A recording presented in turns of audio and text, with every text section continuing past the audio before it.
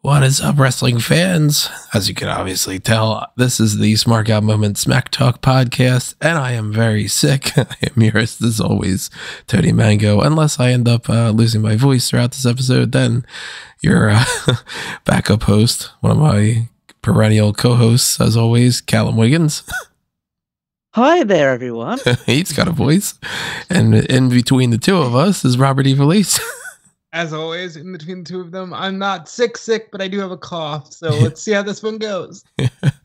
This is hopefully going to be episode 631 of the Hot Tags of the Week, where we break down the current events and rumors and news and gossip and anything else that's happening in the world of pro wrestling we feel like talking about as much as we can talk about it. I am really struggling today with my complete lack of a voice and my cough and everything else. But we're going to try to get through here as much as possible because we do have some very, very interesting things to talk about. But I do apologize for the presentation for this week. Look, it's the best that I can do. I also am having a lot of internet issues, so hopefully that does not come into the factor. The universe is like, hey, January 1st, let's create all sorts of problems. There's earthquakes and there's all these other things that are bigger issues and all, but at least when it comes to the Smack Talk podcast, we got this going on. So if you do somehow still like this episode, make sure you hit that like button. Make sure you're clicking on the share button. Although I would say share some other things before you start sharing this one, just in case people think this is the normal presentation. Make sure that you are subscribed to this YouTube channel. Also, ring that little notification bell to get your email alerts from when we go live for whatever we go live for. Also, click on that join button over there next to that to get access to the Darkcast or the Pick Your Poison tier or even the $1 a month tier or the $500 a month tier, whatever it is. If you got a lot of spare change or a little bit of spare change, all of it helps out quite a bit. Patreon.com/SmarkOutMoment. For everything on that side of it, that's exactly the same as the YouTube channel membership. It's just on a separate platform. There's also a little thanks button out there. It's another little tip jar kind of thing.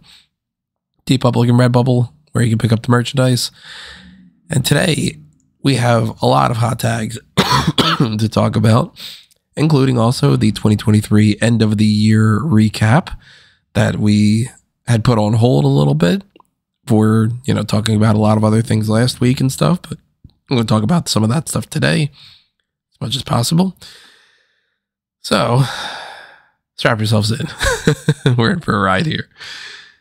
I think one of the best things to start off with for this episode is to talk about these unrelated kind of topics that, at least as far as I'm aware, we can't really tie into some of the other ones. The other ones we can bounce around with here, but one thing I wanted to talk about that's not like TV based, but it's just one of those oddball things. TNA is apparently now going to start calling their pay-per-views premium live events, which I find a little sad because I don't like that term anyway. And I also think it's kind of interesting where it's like they're sort of rolling over and being like, well, WWE calls them that, so I guess we should too. How do you guys feel about that? Well, this was all kind of welded into this overarching rumor that was going around about Triple H's big special announcement for, which I assume we'll talk about in a little while as well. That's going to be the next topic, yeah. Yeah, which everyone was going to say that, TNA are now calling themselves premium live events, and there's rumors of Trinity going back to WWE as soon as this month, and maybe being appearing in the Royal Rumble, maybe even representing TNA in the Royal Rumble.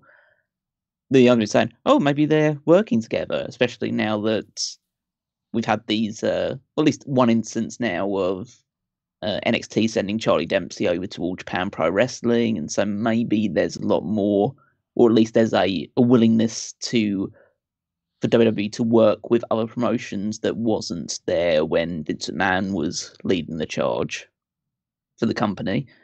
So, yeah, I guess when the premium live events came out, the speculation just went rampant of, are they in a kind of partnership now?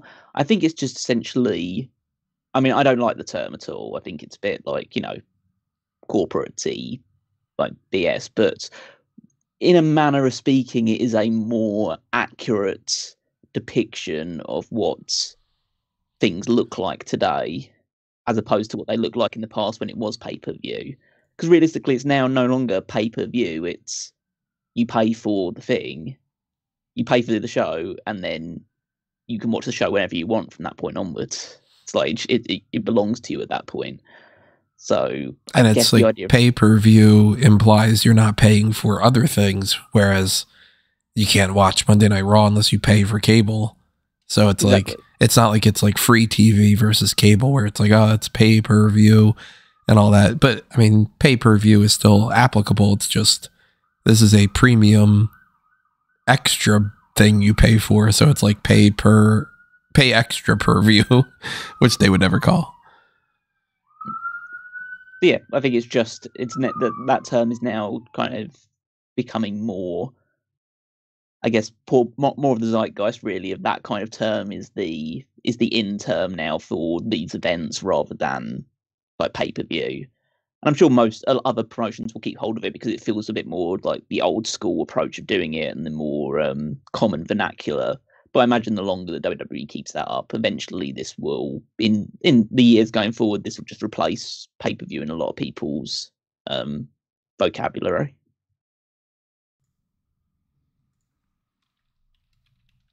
Yeah, I think it sucks because it's a lame term, but it kind of is what it is. I know a lot of people are like, oh, TNA's on the Endeavor platform and is Triple H going to make an announcement? And it's like, I never bought into that aspect of it. I think I might have said on the air what I thought the announcement was going to be, and it ended up not being that. But I think it's fine because it's just the evolution of the business. I'm sure AEW will eventually call themselves Premium Live Event when they finally get on a streaming service. I did not buy a whole lot into this theory that WWE is going to be announcing that they are purchasing or working with TNA or anything. But if we're talking about Premium Live Events, we do have to talk about that preview, that 2024 preview that WWE put out there, which ended up being seemingly more of a bust than anything else. I didn't watch it. I skipped through some segments here and there. I asked Rob 40 minutes in if there was anything for me to check out, but the big news of the whole thing was something that they announced on Twitter earlier. Again, all right. I think people blew this shit out of proportion. Because, yes, I also am someone who misunderstood, but it's clear to me that they knew Triple H was going to make a big announcement on Thursday. They thought they might save it for the special, and they just announced it on social media instead. It wasn't like they made it look like, oh, he's got a big announcement, and then he announced the thing anyway. They just said, oh, by the way, Triple H announced on Twitter, Money in the Bank is coming to Toronto on July 6th. And that's a decent announcement for a preview special because, hey, by the way, we're going even more international this year. I think the announcement itself is like that's cool and all. I think that the approach of like that there's an announcement and then we're going to announce it ahead of time and then on the preview we're going to be like, hey, this was said earlier, kind of defeats the purpose and it's deflating. And I don't feel like there was any need to watch any of the other stuff like, Trick and Mello talking or Rhea Ripley being like, yeah, R-Truth isn't in the Judgment Day. Like, these are just kind of the things that I wouldn't even bother to watch on, WWE's YouTube channel, let alone set aside an hour for Matt Camp and Megan Moran to just be like, here you go, here's some extra stuff. But you brought up a good point when we were talking about this about it seems like WWE probably was just like, well, we really want to make it seem like we've got something every day. Yeah, it was New Year Knockout Week, so they wanted something for every day. And they gave us, I think for what they did, it was fine. Like, Punk did an interview. It was, of course, the best part of the special. He talked about, signing with WWE. He talked about, hey, my goal's to win the Royal Rumble, and then I can settle my differences in the ring, because when you have issues with somebody, you settle them in the ring. with Seth Rollins. He also gave an update on his dog. I thought it was wild that at camp it was like, hey, how's Larry? And to give the update on the dog, he talked about how he's grown in the last 10 years. As always, Punk is the guy who makes these things worthwhile. He even said, hey, I'll be number one again. I know I was number one in the last Rumble I was in. You know, like, I want to do that again because I want to prove that I am the best in the world. Outside of that, I think I just chuckled at the fact that Rhea Ripley said the words, yeah, I love Awesome Truth. I loved them a lot growing up. And I just like chuckled and then felt old because Rhea Ripley's talking about having grown up watching Is It Our Truth.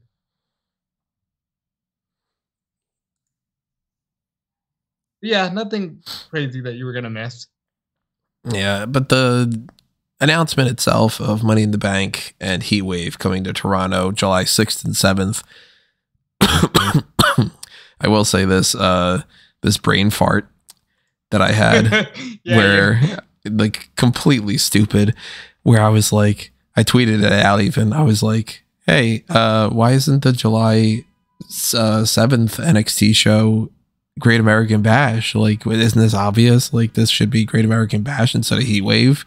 It's not the Great North American Bash. And then, Graham was like, yeah, I thought the same thing too until I realized that it was in Canada. And then I'm like, wait, oh shit, yeah, Toronto. Oh, that makes sense. Yeah, I don't think the Canadian audience is really going to be wanting to make a whole USA themed pay-per-view about that. That's pretty dumb. So that makes more sense to me now. For all we know, they still might end up doing like, Great American Bash is like the episode that's like the go home show leading into it or something like that. They could do that, or they could just skip it this year, or they could be like what they did last year, where it's like the Great American Bash is like the, July 30th or whatever the hell. But Money in the Bank being in Toronto, you got to watch out for Sami Zayn maybe winning that. It's my early prediction.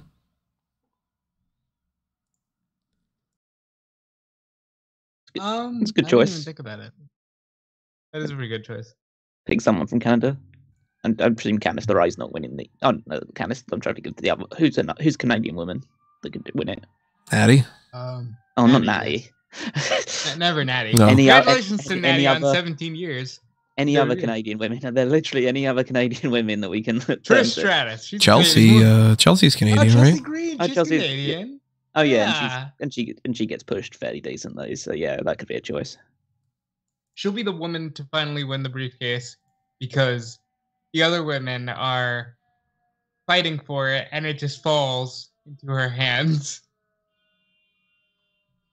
Like what Otis happened? Kind of, but like more, less gimmicky because they won't be in the pandemic, and it'll just be like, oh, the briefcase fell, and Chelsea just happened to grab it, and she wins. Actually, I like that idea a lot. But as far as the men, Jinder's Canadian. And he was on TV this week. Yes, he was. He's a former WWE champion. He sure is. I don't know if we should necessarily transition to that, but we probably should, I guess. All right, let's just fucking talk about it. That's the big takeaway from WWE Day 1. The Rock came back, and that's not what they led with, of course, because they got to tease you. Jinder Mahal was the former WWE champion that they were teasing.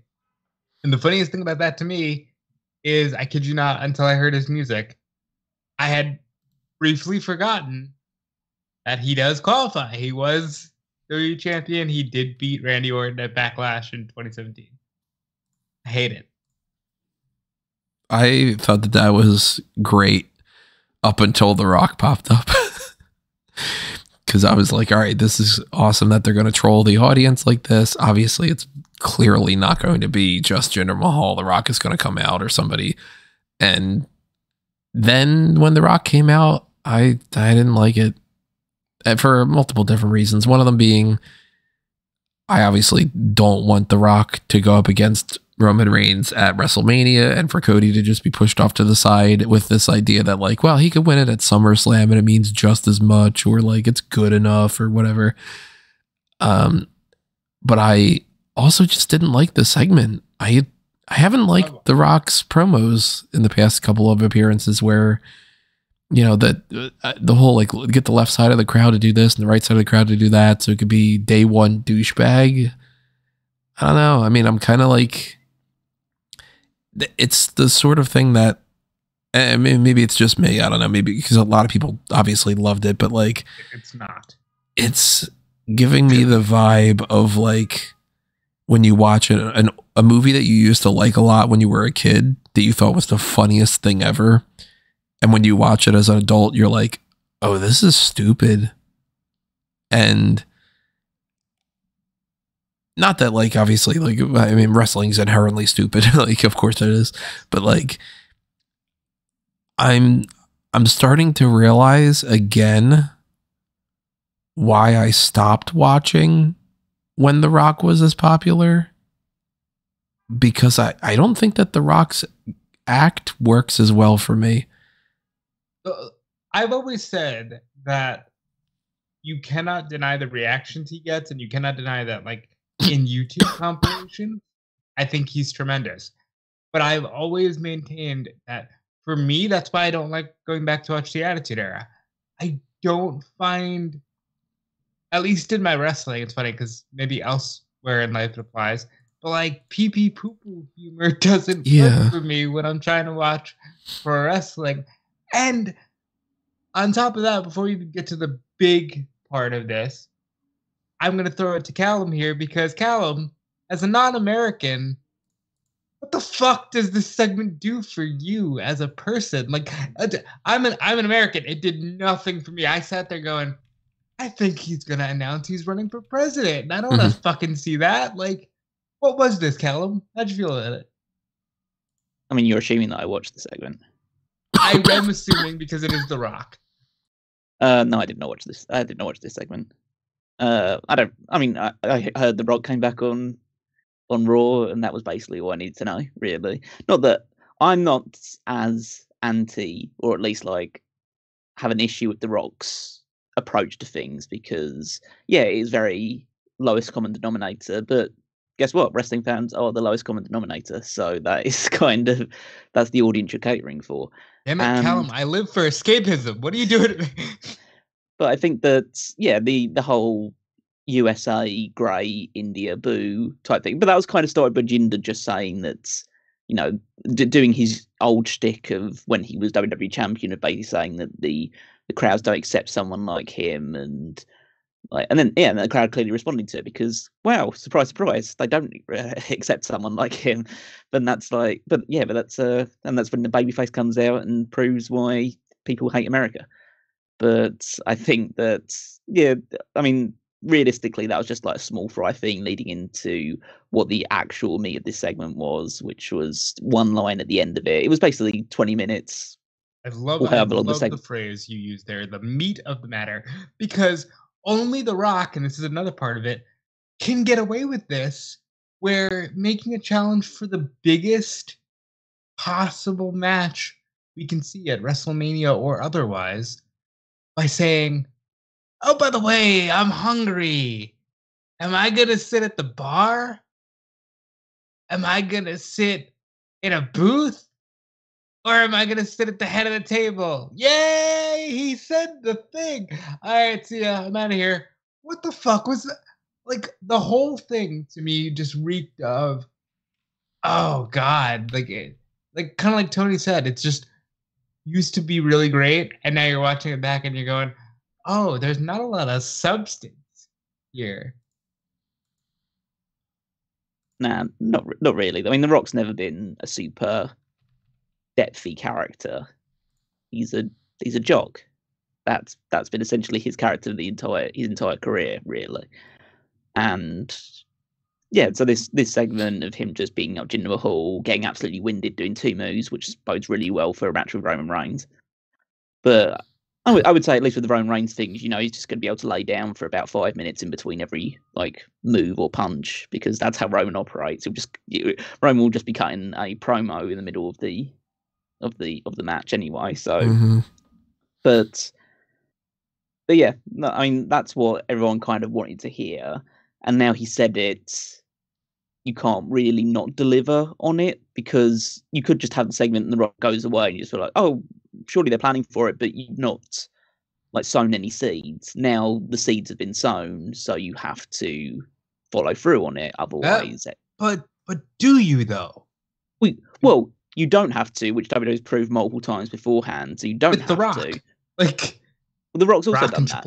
Rock and Triple H. They did Rock and Daniel Bryan, which we learned was the backup plan for Punk. I'll put it this way. Yes, you can not follow through on it, but that just makes you a tease in that sense. And it should be something that in a perfect world would turn people off of the programming, but they don't. So it doesn't actually affect anything either way. So realistically, it's one of those things that is it a problem if they don't follow through on this? No. Should it be? Yes. But that is neither here nor there. Right. I'll have you know that my lifelong fandom of WWE, it was my first toxic relationship. Formed all my toxic relationship patterns after I hit a certain age, and they continue to let me down on the regular. Does sound like a you problem. Yeah. The whole damned if you do, damned if you don't type thing that they're setting up here, that I don't know if they're bothering to think about, or if they just either they haven't thought about it or they've thought about it and they don't care. If they do Roman versus Rock, not only is the match not going to be good, it's just not. Let's be honest, it's not. I can give less of a fuck about that. Well, that's not why you're watching the match. That's, people are watching the match so that they could look at the two of them staring at each other, and that's it. But the backlash for the Cody thing is okay, you spent the entire year being okay, we're not going to do anything with him because we're going to tease you. And they can't even say that they didn't do this, because they did the whole stare down with Cody and Roman on top of it. Cody is continuing to do this. Cody keeps saying he's going to, quote, finish the story. And he keeps teasing that by finishing the story, he has to beat Roman Reigns for that championship. And the fact that they aren't doing anything to put him in that way, they never gave a reason for him to not be in the Money in the Bank ladder match. He just wasn't in it because they didn't want to give him a reason to not win the match. And they didn't want to give him the Money in the Bank and have him not challenge Roman. So they've spent an entire year telling everybody, hold on, we're basically waiting until Mania. And then if they go, yeah, but The Rock's here, that automatically indicates Cody's only the backup plan. And yeah, we know, sorry, everybody. We know that The Rock is a bigger deal because he's The Rock, but that diminutizes Cody. And that also goes to show you, hey, if we can ever get anybody to come back that's a star, they are the stars, not the people that we're presenting as stars. Yeah.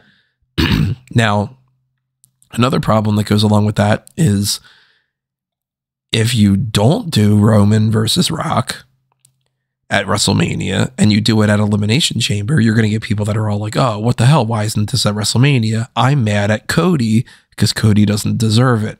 And I'm already seeing a lot of people online that are doing the whole, who gives a shit about Cody Rhodes? It's Roman Reigns versus The Rock. Cody never deserved it anyway. He was a mid-card talent. Oh, woe is me about my fucking dad.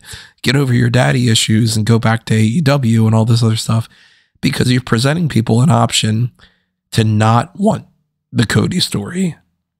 And I want to follow that up though, because you did show me those things. I flat out said, there's no way you're seeing that. But Facebook wrestling fans, as weird as Twitter wrestling fans are, Facebook wrestling fans are a whole different subsection of weird. And yes, I did see those same comments because you pointed them out to me. Mm-hmm. It's concerning because we are getting this conversation of like, well, you know, it's got to be Rock and Roman. And I understand, like, I brought this up on Twitter. If I had tickets to Philadelphia, yeah, I'm going to be fucking pissed if I, you know, don't get The Rock. But at the same time, wouldn't you be happy that you're getting the definitive moment of the end of Roman Reigns' world title run? I think Elimination Chamber is a great option. I think WWE is establishing that these international events are just as a big deal as WrestleMania. I think it doesn't matter because I think you're going to get the match and there's no way The Rock is winning. I give up the argument that the match doesn't need the belt because WWE just has proven me wrong and they want to keep this belt on Roman. Well, they have the philosophy of somebody doesn't need the belt if we don't want to have the belt involved. If they are in the exact same position that we could say they don't need the belt, but we want the belt, then we're going to say, well, you got to put the belt on there. Because look what happens with, like, we don't need to put the belt on Undertaker. He's an act on his own. Oh, but we need Goldberg versus Brock to be the belt, and we need to take that off of Kevin Owens. You know what I mean? So it's like they do what they want to do, and then they justify it and backtrack and do all that shit. So it's like, I think that the best case scenario for them is to do the Elimination Chamber thing for multiple different reasons, because it's like, in my ideal world, the Roman Rock match at Elimination Chamber is not only like you get it out of the way so you could do the Cody thing, but it boosts the Elimination Chamber, which boosts the foreign market, because you could tell these other people, hey, we've even brought that big Rock versus Roman match to you. It's not like we only save those big things for WrestleMania or for Saudi Arabia, for instance. So if you want to try to get, like, because they're clearly trying to do that more. I mean, the announcement of the Money in the Bank in Toronto is another example of that. If they're trying to get people to bid for that stuff, that's a really good bidding option to be like, we've got Roman and Rock for Toronto or for Australia. Imagine what we could potentially get you Roman Reigns versus I don't know if Roman Reigns versus Hulk Hogan, or I mean that wouldn't be the case, but like we could do that CM Punk versus Stone Cold Steve Austin match if you want to sign up for SummerSlam to be in France or something. You know what I mean? Like they could do that, and then you could do the Cody thing, and if you want to, you could announce The Rock is the headliner of the Hall of Fame, and then you can get him at WrestleMania, and then he could help out Cody, and then you could have everybody celebrate, and you could do all that, and it could be like the best of all worlds. And Cody could either win the Elimination Chamber, or if there's a March Saudi Arabia show, they could do it on number one contenders match or something. Cody could win then. It could be a whole thing of like, maybe there's like tension within the bloodline because of the Rock and Roman Reigns thing that leads to Solo Sikoa not interfering at WrestleMania, or maybe the Rock offsets Solo at Mania, like any kind of variation of that stuff. I just have no interest in being like, okay, on January 1st, they said The Rock versus Roman Reigns. Let's just have Punk win the Royal Rumble.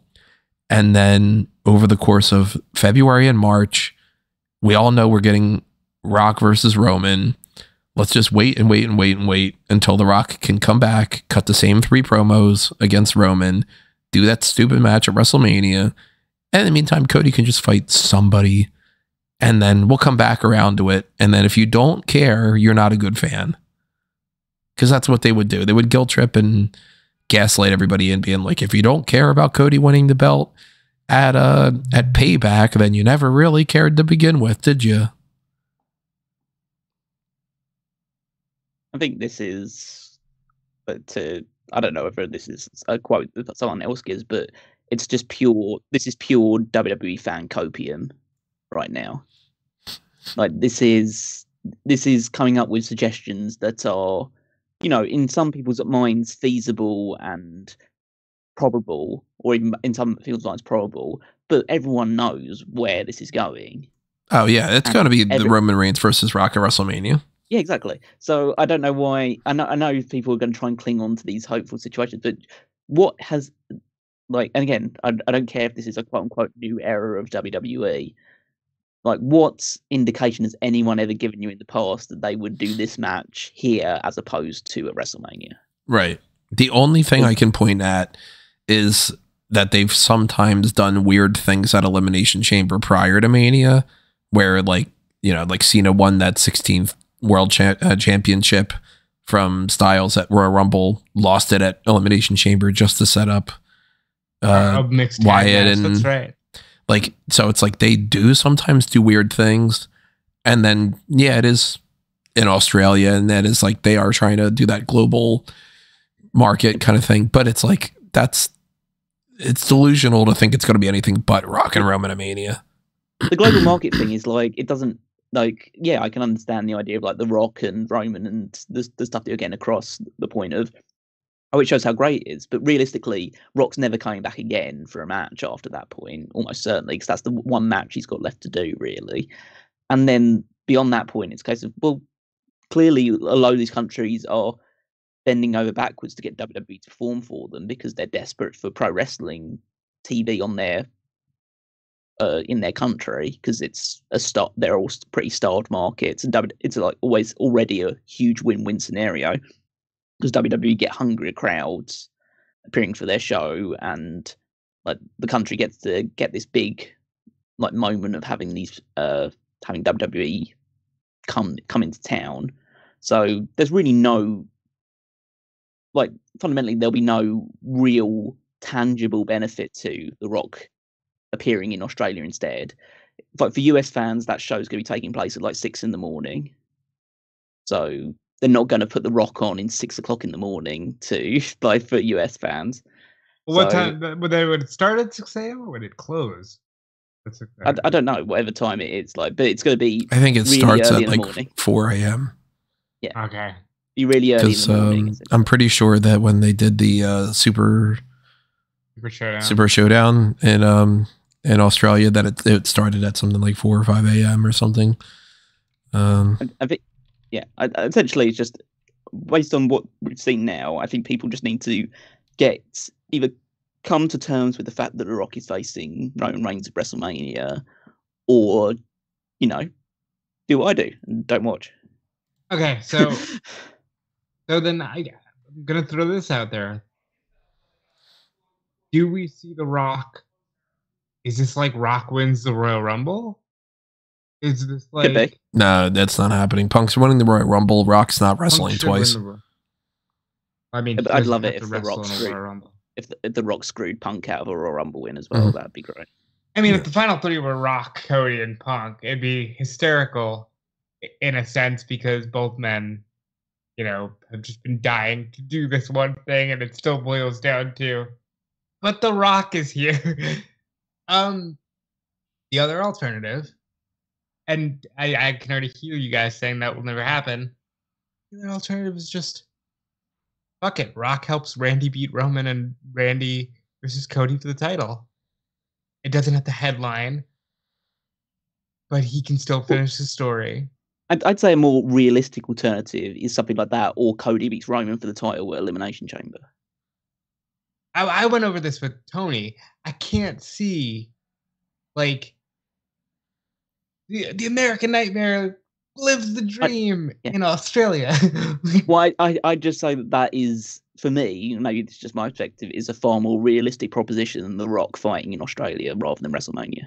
Even so, it's weird that The Rock would cut a very, like, the whole super American USA thing before going to Australia either. So it's like, it's not happening. It's going to be The Rock versus Roman Reigns. They're going to milk that poster. And that's, I mean, you can't deny that if there wasn't the Cody story, that it wouldn't be the biggest match that they could do, because we've been saying for 10 years. But the issue is just like, well, why sacrifice the Cody thing? Like, you continually try to make stars out of people, and then when you get stars, if it's not your absolute preference exactly when you win it, exactly the way that you want it, you end up being like, yeah, but you know what? I think we're going to toss that aside.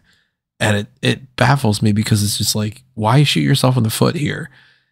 Because people are going to care less about the Cody thing. And I don't think anybody wants to wait another whole fucking year just because they want to do The Rock versus Roman. Roman beats The Rock, and then he disappears for the majority of the next 12 months. Cody spends another 12 months being like, hey, I know I failed, but please don't stop caring about me. I'm going to do nothing but side missions for the next, however many pay-per-views. But I'm going to continue to tell you that I'm working on that story thing, guys, everybody. And then you get to September, I think it's September, and everybody goes, isn't this cool? Roman beat Hogan's record. You go, yo, because he didn't fucking do anything. But wait until Mania 41, and then Cody wins. The more we're talking about it, the more I think, fuck it. Rock helps Randy beat Roman. Randy and Cody can tell their own unique story, which has a bunch of, Randy was his first match, and you can tell that story. And The Rock then can headline, and Punk can headline night one, so that finishes his story. That's the only way that I think you kind of get all three things, but then you can't. Sweet copium. You can't get that though, because the whole point of Cody winning would have to be the main event of WrestleMania, and you're not going to get. It doesn't. I think it defeats the purpose. No, the whole point. Yeah, the whole purpose of Cody winning is beating Roman Reigns. Well, it's supposed to be beating Roman, winning that belt, and at this point, he lost to Roman last year. Right. So it's like he needs to beat Roman in the main event of WrestleMania to win the title. It has to be all of those elements. Other than that, it's all not worth it. And when everybody goes like, well, adversity, he needs to lose that Mania match so that way he can win it down the line at a lesser show. And when he's lost more steam and all, like it's disappointing and everything, but they can't deny Punk the main event. They can't have Roman and Rock not be the main event, and they can't also have Cody win the title not in the main event. So you can't do three. But I think that given what we know, they're more likely to either give Cody, let's say the way I'm picturing Cody and Randy night one of WrestleMania, and say to Punk and Rollins, hey, you're gonna have this great match, or they're more likely to go, well, Cody never said it needed to be the main event of WrestleMania. That they'll find a way to fucking finagle it. So I think the only way that they're gonna Cody should have won last year. Yeah, it doesn't matter. Cody should have won last year. I don't think that there's any benefit of going through this. Like we did the one to watch the other day, and I just went on a random tirade about fuck it, push Obafemi, because at least he's new. This thing where The Rock comes back 25 years after being champion for the first time, and it's like, oh my God, this is the only good thing we have. It's fucking sad for the entire rest of the roster. There's an entire roster that just gets swept under the rug in that way. I hate it. You want to know what else is sad? But I know what we're going to end up getting at Mania. Cody Rhodes versus Drew McIntyre. Whoa. Mm-hmm. Yeah. It's just going to be a match. Because in their mind, they're going to say, look, Drew, you want to resign, right? We're giving you this big Cody match. Oh, Cody's such a big star. It's a featured singles match and all, kind of like the way that we would do with, we did John Cena versus Austin Theory. That wasn't the main event. Oh, we did, No, I think, I think if Drew's out the door, Drew's out the door. Well, when does his contract end? I think, was it June? I can't remember if that was him or Rollins. I think that they're going to pitch to him, we're going to give you this big Cody Rhodes match. It's such a big deal. Aren't you guys so happy you have this chance to shine at Mania? And then if he doesn't re-sign, then all the more reason why Cody beats him at Mania. Because it's just going to be Drew is pissed at everybody that, the Jey Uso thing and all. And the person to be more pissed at anybody else is Cody. And there's nothing for Drew to do. There's nothing for Cody to do. So they just have a match. It's just a match for the sake of it. And they tell everybody that says, if anybody has the balls on the press conference to go, last year you told us to fucking wait for the Cody thing. And then you did jack shit. And now you just threw The Rock in there. And we get it. It's The Rock. But what do you say to the fans that spent the entire year watching Cody fight Dominic and whatever and hoped that, the story would quote unquote finish? Well, the end and whatever. And then they're going to go, well, the story, the story is not over. And it's just keep watching and keep watching and keep watching and keep watching and keep watching. And if you don't keep watching, that's what it is. So Mania this year is the Roman Reigns versus Rock match in the main event of night 2. Which Roman retains, so that way we can keep the belt on him longer. It's Cody versus Drew in a match, just in a match. Night 1 main event is Punk and Rollins. Punk gets his main event. He gets his world title win. Maybe Damian Priest cashes in soon afterward. I don't know. They need to figure that shit out too, because I'm not saying that he's going to be completely ineffective like Austin Theory was with the briefcase, but he seems in line to have like a Jack Swagger world title reign. Probably. Yeah. It's not going to be anything that's like, okay, that cements him as the main event kind of guy. We're going to get Gunther versus Brock, I guess, which is like, yeah, that's awesome. But like, that's fucking great. I'm not poo-pooing that. We're going to get the WrestleMania showcase thing where a bunch of people are thrown in together. There's going to be like Logan Paul and his separate match for the US title. And Rhea and Becky, and then Bayley and Io or something, I guess. And they're going to be like, oh man, the first ever Endeavor pay-per-view, first ever Endeavor pay-per-view for WrestleMania. Isn't it great that we have that poster of The Rock and Roman? That's it. And you know what? I'm glad I didn't buy tickets for WrestleMania. I'm not sold. I wouldn't make a firm prediction until I at least see how the Royal Rumble ends. I think at this point, I'm going to put it in there unless something happens next week to convince me otherwise. I am firmly saying Drew McIntyre screws Cody Rhodes out of the Royal Rumble and we get Cody versus Drew at Mania. Oh, and The Rock, by the way, The Rock's not going to wrestle other than the Mania main event. So anybody who's like, I wouldn't expect Rock to wrestle beyond the Roman match. I don't think he's going to be in the Royal Rumble. I don't think he's going to do anything. I think that they're going to have Punk win the Royal Rumble, and then for that whole February and March stretch, it's just going to be, well, we all know it's Rock versus Roman. So they're not going to bother with any of the other elements to it. And the Elimination Chamber is going to be headlined by either an Elimination Chamber match like Rollins defends his title in the Elimination Chamber, or it's going to be headlined by Rhea Ripley defending her title in the Elimination Chamber. Okay, not even copium. I'm just reading this for the first time. Apparently, reported by the West Australian on December 23, the Australian Tourism Board was making huge pitches for The Rock to be in Perth. Now he can be in Perth. He doesn't have to wrestle in Perth. Mm-hmm. That is interesting that they at least were like, hey, can we get The Rock here? Oh, he'll cut a promo. You know what it'll end up being? He'll have a promo as part of a Grayson Waller effect segment. Look, I'd hope by Chamber they'd just tell you, this is where we're going, pal. Like, yeah, that's going to be... Whatever Roman does, he can attack Roman after the match. But...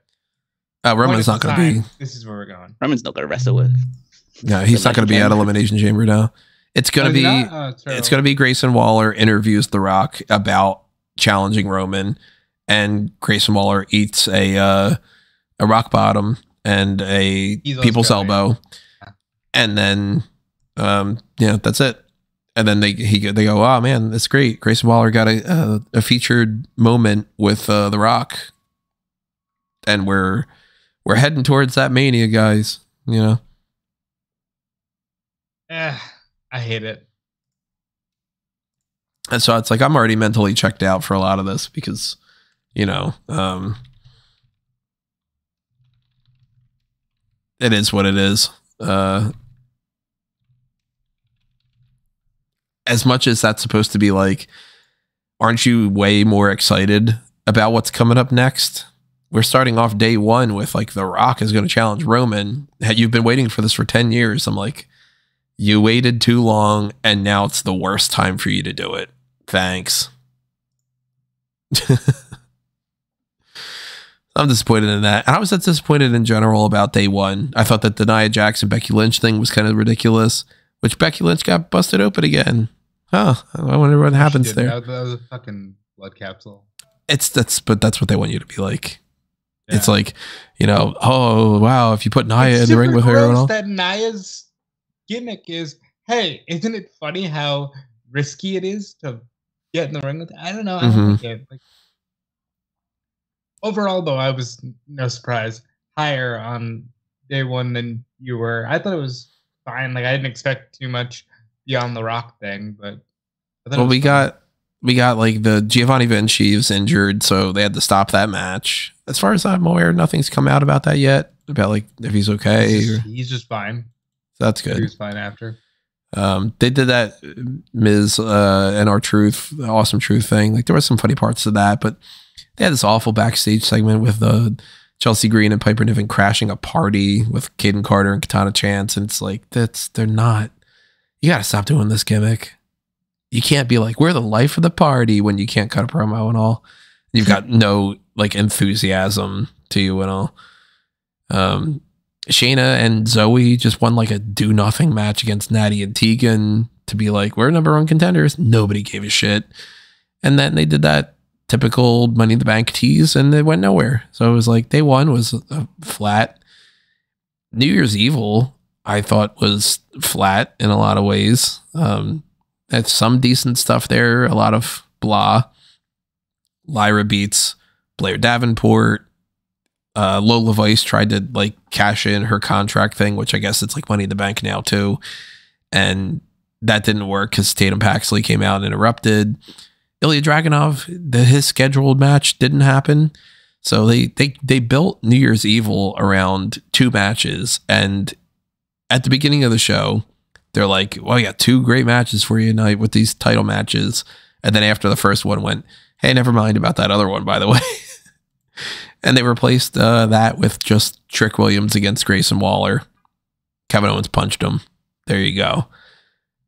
We got Dragon Lee couldn't be there, so Carlito replaced him. Roxanne is going to do this gimmick now where she's like, I'm so angry all the time that I beat people up after I beat them up. And then the referee reverses the decision. I'm not liking this Roxanne angle.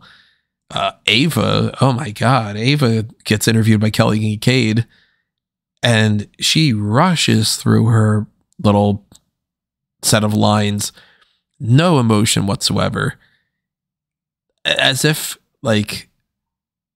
she was reading from like a court document and is panicking to get through her lines. And this is pre-taped, so this is the best take that they could have done, which is really sad. Her explanation for why she's Shawn Michaels' assistant, Paul Heyman said, be his assistant. And then she was. Okay, great. Fallon Henley beat Tiffany Stratton, so now Tiffany Stratton's going to do these, like, she's going to be a ranch hand, which means that we're going to get at least one, if not, multiple weeks of Tiffany Stratton being like, ew, I don't like shoveling manure. Ew, I fell in the cow poop. Oh no, I'm all dirty and this is Prada or something, which is like, okay, I don't hate that they would do that because like that it's this wrestling, it's hokey, it's stupid, it's whatever. This is like standard stuff, but I don't want to see it with that CW type of acting that we've been getting, which is funny that we keep calling it CW acting, and then they went over to CW. I told you, this is right. It's a like, good deal. It works. If you're heavily invested in Rich Holland and his redemption of how much he keeps getting injured and injuring other people, that's another shitty story, right? The big story with Cora Jade is this locker that she has. They look like kindergarten cubbies. It's really the cutest thing. Why do they have their nameplates above their little kindergarten cubby? It's so cute. It is a kindergarten cubby. That's a funny way of putting it. Oba Femi beat Riley Osborne. Damn right he did. And I did like this. They announced that the Dusty Rhodes Tag Team Classic is going to start next week. And they were teasing some different teams and stuff throughout this episode. Baron Corbin had gone up to Braun Breaker and he's like, look, you're an asshole. Nobody wants to team with you. So you should team with me. Because I'm an asshole and nobody wants to team with me. I liked that. I liked that JC Jane was saying Andre Chase is too busy with all this debt stuff. So Duke Hudson and Riley Osborne should represent Chase University. I don't like that Nathan Fraser's gimmick now is I'm going to talk trash about somebody and, oh, they're right behind me, aren't they? They're standing right behind me, aren't they? It's never been a joke that I've really liked on like TV shows and movies to begin with, but maybe it's better at least than the hard-hitting home truth thing. But we're getting Blade and Inoue, we're getting Axiom and Fraser, so that's 4 out of the, probably, I'm assuming 8 teams. They've done 16 teams multiple years, but it's usually 8. And we've got a lot of other teams. I read an article about it on EWN. So yeah, they got Metaphor. They've got, I think we're going to do something with like Brooks Jensen because he was looking sad in the background. So it's like maybe he and Joe Gacy team up or something or, you know, whatever. But Trick and Mello, of course, could team up. Did you know, by the way, that Adriana Rizzo is the glue that holds the family together despite how she hadn't been seen up until, you know, somewhat recently? I just think that the accent she does. Oh, it's so over the top. She's all like, hey, yo, I'm so fucking Italian. Like, because it's so like, I'm doing a stereotype here. What's how the you matter doing? With you? Yeah, it's Are you gonna introduce me or what? She's very like just shy of being like, yo, pass the gabagool. Like, yeah, for real. That's exactly where we're going with it. And look, I didn't love New Year's Evil, but it was fine. I think it sucks that your champion apparently legitimately hurt enough that you just didn't run the advertised match. Because you can't tell me, oh, well, that was planned. No, it wasn't. There must really be something wrong with Dragunov that you would go, here's Grayson Waller. Like, I don't know. The Ava stuff I thought was good because it follows The Rock saying he wants to fight Roman and you're bringing back around the Ava and Paul Heyman thing, which I was worried that they just were going to leave in the ether. So I'm all right with that. Lyra Valkyria is not doing it for me. You know, It's not working. I miss the days of the NXT Women's Championship being like this greatly contested title. But 2019 was 5 years ago, and I might just need to come to grips with that.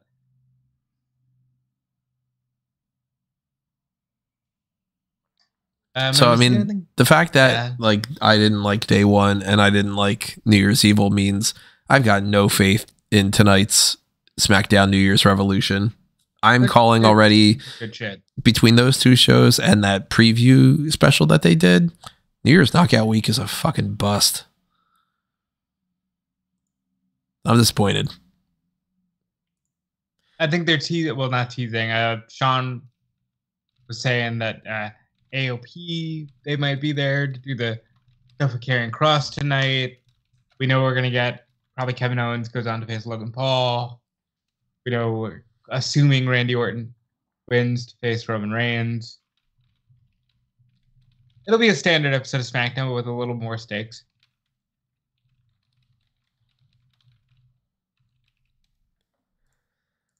So that's New Year's Knockout Week so far.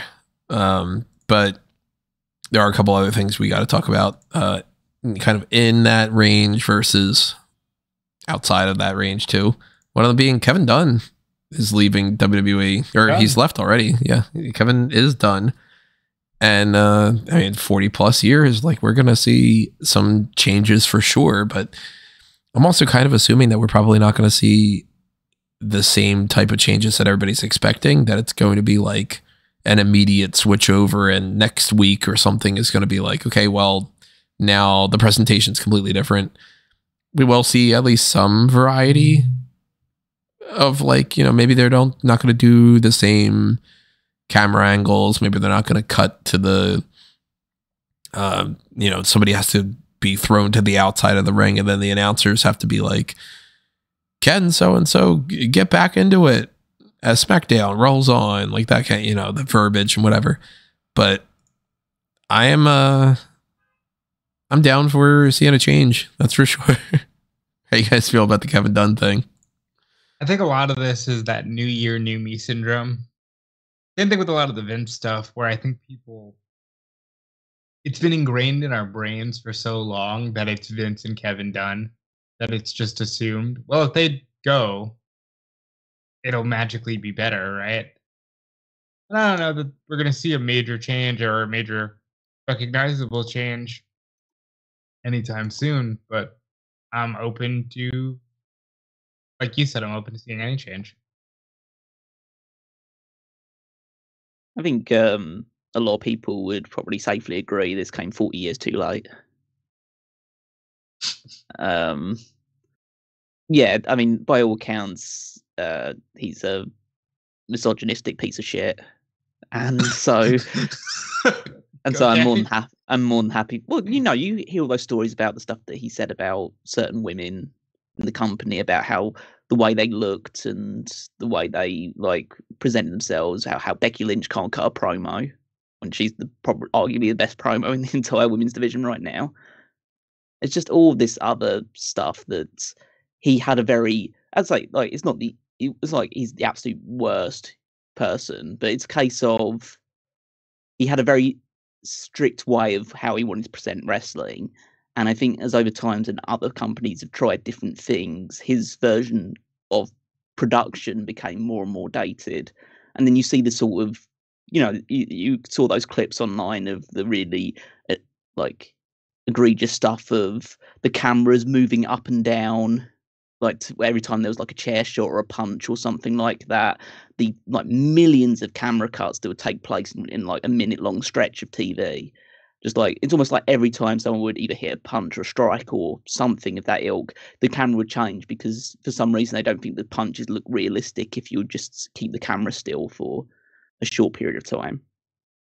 I think that this lends itself to the prospect of a more camera style that was in the older era of NXT, because Kevin Dunn wasn't presumably not in charge of production of that side of things because that was fully on the WWE network at that point. So he wouldn't have needed to be as heavily involved in it. Triple H would have had his own production team in place. And I presume that he would want to bring his own production crew in place to take charge of this. And this is, part of what is now becoming like a lot, I'd say a lot, but a significant number of sweeping changes to the production team, where it's going from this was Vince McMahon's crew to this is now going to be Triple H's crew and how he approaches things.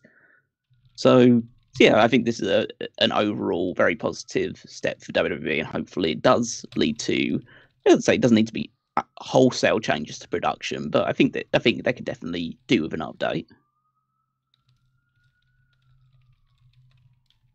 I'd like to see it happen eventually. I just don't, I don't see it being immediate. I'd like to see, I mentioned this with everything. I think even on the other channel, AEW is getting too bright for me. I'd like to see a little bit more, of that muted presentation where it doesn't look like there's all this LED all the time. But go ahead. I'm a fan of AEW's new elevated hard cam that they've been using on certain shows. That's very good. That is a cool move. I like that a lot. I mean, at the end of the day, none of the American promotions match New Japan's production quality in terms of their camera work. It still looks like a fucking sport over there. Like, no matter what New Japan has been doing, like, it still looks way better. Yeah. And yeah, I mean, there are definitely elements they can bring forward. I mean, we've already seen that they do the whole old NXT thing of the lighting on the wrestlers as they lighting on champions before the championship matches. I'd like them to bring that back, that 8K camera they had for some entrances they were doing back in the pandemic days. You know what? That always made the Roman entrance look pretty cool. I honestly don't even remember what that looked like. It was just because it was just a forward-facing thing of the ramp, the wrestlers walking in, and it looked crazy. It was like they were walking into your own room because it was so realistic what they looked like. Also realistic, but it looks so like, I don't know, like it's like what you'd expect 3D movies to look like, but you didn't even need to put glasses on or anything to watch it. It was, yeah, I think they could mess around with a few other things like that. I think you're also somebody, Tony, who as soon as you hear the entrance, you're like, all right, I'm gonna go make some pasta. Yeah, well, pasta's good. I had some tortellini last night. Yeah, I mean, we're not going to be able to know what the future of this is for, I'm assuming, quite a while.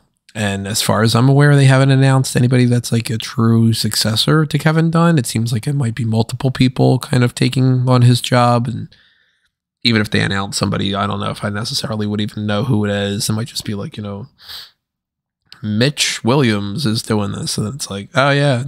Good old Mitch. Yeah. Oh my God, the Mitch Williams? Yeah. He's related to Mitch the Plant, I think. It's his full name. They're related by the first name. It's a Japanese thing. So yeah, it's actually Williams Mitch. Well, let's talk about Japan. Let's talk about New Japan Pro Wrestling's WrestleMania in many ways. Wrestle Kingdom 18, and I guess technically New Year's Dash too. I actually watched all of Wrestle Kingdom 18. It's the first time I watched the whole thing this year. And that's hilarious because I was asleep. I was impressed about some people. Is between Callum and Tony, folks. Take it away, boys. I watched it with like just chatting because I still had almost no voice. Although it sounds like my voice is getting slightly better throughout this podcast. I watched it with Peyton and Wago, just chatting on Facebook and all. And of course, we were doing the whole thing where it was like we weren't sure when it was going to start, and Wago missed the first couple minutes of the Rambo, and Peyton missed the entire Rambo. I don't know almost anything about a lot of the people that were involved, but there were some people that surprised me, some people that I was impressed by, some people that I was really just like bored as all hell with. But I did watch it. I didn't pay attention 100% to every little thing. Did you guys see anything in particular, or did you watch all of it? Did you get a chance to, or bits and pieces, or? I've watched the overwhelming majority of it. I haven't seen every single thing because I watched it a mixture of through lunch breaks and when I was home from work, which was just a short period of time. So I didn't like sit down to fully dedicate time to watching it. But I've watched all the big stuff for the most part. So I can talk about the majority of things. I think realistically, the only matches that I haven't seen anything of are the Rambo and the junior tag match. The only thing I have seen for sure is the post-match stuff for the Global Championship. So this is all you boys. Well, the Rambo was very uneventful from my perspective. And I ended up, I don't know the name of the person, but the guy that was in the blue jumpsuit, who's like a comedic character. He was just like hanging on the rope the entire time. I was like, all right. Is he one of the winners? Is he one of the winners? He might have been. It might have been Yo. Is his name? Yo, yeah. Yeah. I was just like, yeah, all right. I kind of want that guy to win. So he was dressed up as he was cosplaying as in a Japanese schoolboy uniform. Oh, that's what that was? Yeah. But they were, people coming out, and I'm, I don't watch it. So like to me, when it's like, oh, this is, say like, Master Wato. I don't know anything about Master Wato or, Takashi Iizuka. I don't know him. I don't know. Like, the funny I've thing heard- about that is that the only big thing that happened in the match outside of just the people winning it is that Takashi Iizuka's been retired for 3 years, and he came. Yeah, so when he comes out and it's like, oh my god, everybody's going nuts. I'm like, oh, I don't know this guy. So it's like, it just doesn't translate. When it's the same as if somebody were to watch, like,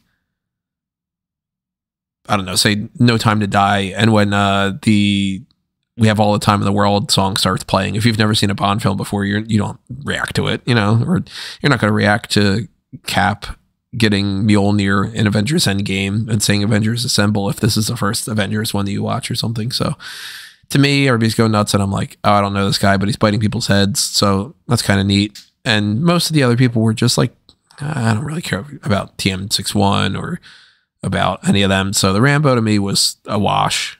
How do you feel about the results of it, though?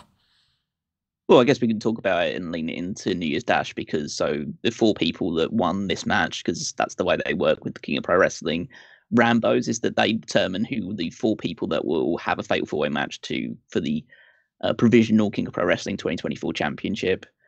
So it was won by Great Okan, Taiji Ishimori, Toriano, and Yo. A couple of people that I could have anticipated being in there. I did not expect either Yo or Ishimori to be 2 of the people selected for this, but they went for it. And then, even more surprisingly, they had New Year's Dash, and so they had that 4-way match at New Year's Dash, and the winner was Taiji Ishimori, which is surprising. He's never really struck me as a comedy character. He's an X Division guy, not X Division, junior heavyweight guy. So yeah, it's a bit of a weird choice, but we'll see what they do with it. Like, the King of Pro Wrestling stuff is always very, very hit or miss. Like, I think some of the stuff that they've done when Shingo Takagi and Tai Chi have been KOPW champion has been really good, and then other times when it's just been overwhelmingly comedy and slapstick, it's been really bad. So we'll see what category Ishimori fits into that. How do you feel about hearing that result, Rob? He probably doesn't care. I wouldn't be surprised. He's probably decided that he's gonna take a break now. Well, yeah, he might be grabbing some Pepsi or something. Yeah. Well, the next match was one of the other ones that you hadn't seen much of. Catch 22 beating the Bullet Club War Dogs for the IWGP Junior Heavyweight Championship, which the big story to me outside of, to me, again, let's preface this. I'm not a New Japan guy, so I am approaching this from somebody who's not going to review it in the same way as, like, when I review Royal Rumble later on this month. Keep all that in mind. The title change, yeah, that's something. It's also, TJP came out as like a mythical creature, kind of Undertaker gimmick or whatever. It looked like it was made exactly by the same person who did the Fiend mask. And I thought it was kind of ridiculous looking, to be honest. Yeah, I heard some unflattering things about that, as like not being not like being something that they thought would be better than it actually is. I'm sure he thinks that it's cool, and I'm sure he's having fun, but to me it was just like, oh, you're lame or Fiend. Okay. Well, I get the thought that he may be thinking that this is his big match gimmick, in the same way of, like, you got Demon Balor and the other Fiend, and so maybe that's what he thinks that this is going to be for him and Akira moving forward. But yeah, I'm not surprised at the title change. I expected that to happen. So then, yeah, as I haven't seen it, so I can't really judge the quality of the match, but I can understand why the result was the way that it was. I'll say across the board, none of the matches really wowed me. None of the matches. The matches that were the best matches, at that point, I was so tired that I was like tuning in and out, so I can't speak on some of the later ones, but like Hiroshi Tanahashi against Zack Sabre Jr., I barely paid attention to it because I was just like, this isn't working for me. But Tanahashi won the title. How do you feel about that? I mean, I thought this match was excellent. I thought this felt like what I expected New Japan World Television Championship match to be, which was like pretty fast paced and then trying to get pinfalls really, really quickly. rather than, just having a normal match and then speeding up a little bit closer to the 15-minute time limit. I thought that, I was surprised that you had Tanahashi go for the high fly flow within 3 minutes of the match starting, and Tatsuya Jr. getting the knees up, and then transitioning hold some of the bigger moves, some bigger submissions. There was quite a lot of submission stuff in this match, but these two have had a dozen matches against each other. Their chemistry is pretty much set in stone now. They could wrestle this match with their eyes closed if they wanted to, but. Yeah, I was impressed with it, and I can understand Tanahashi winning with the proviso that this is Zack Sabre Jr. losing upwards.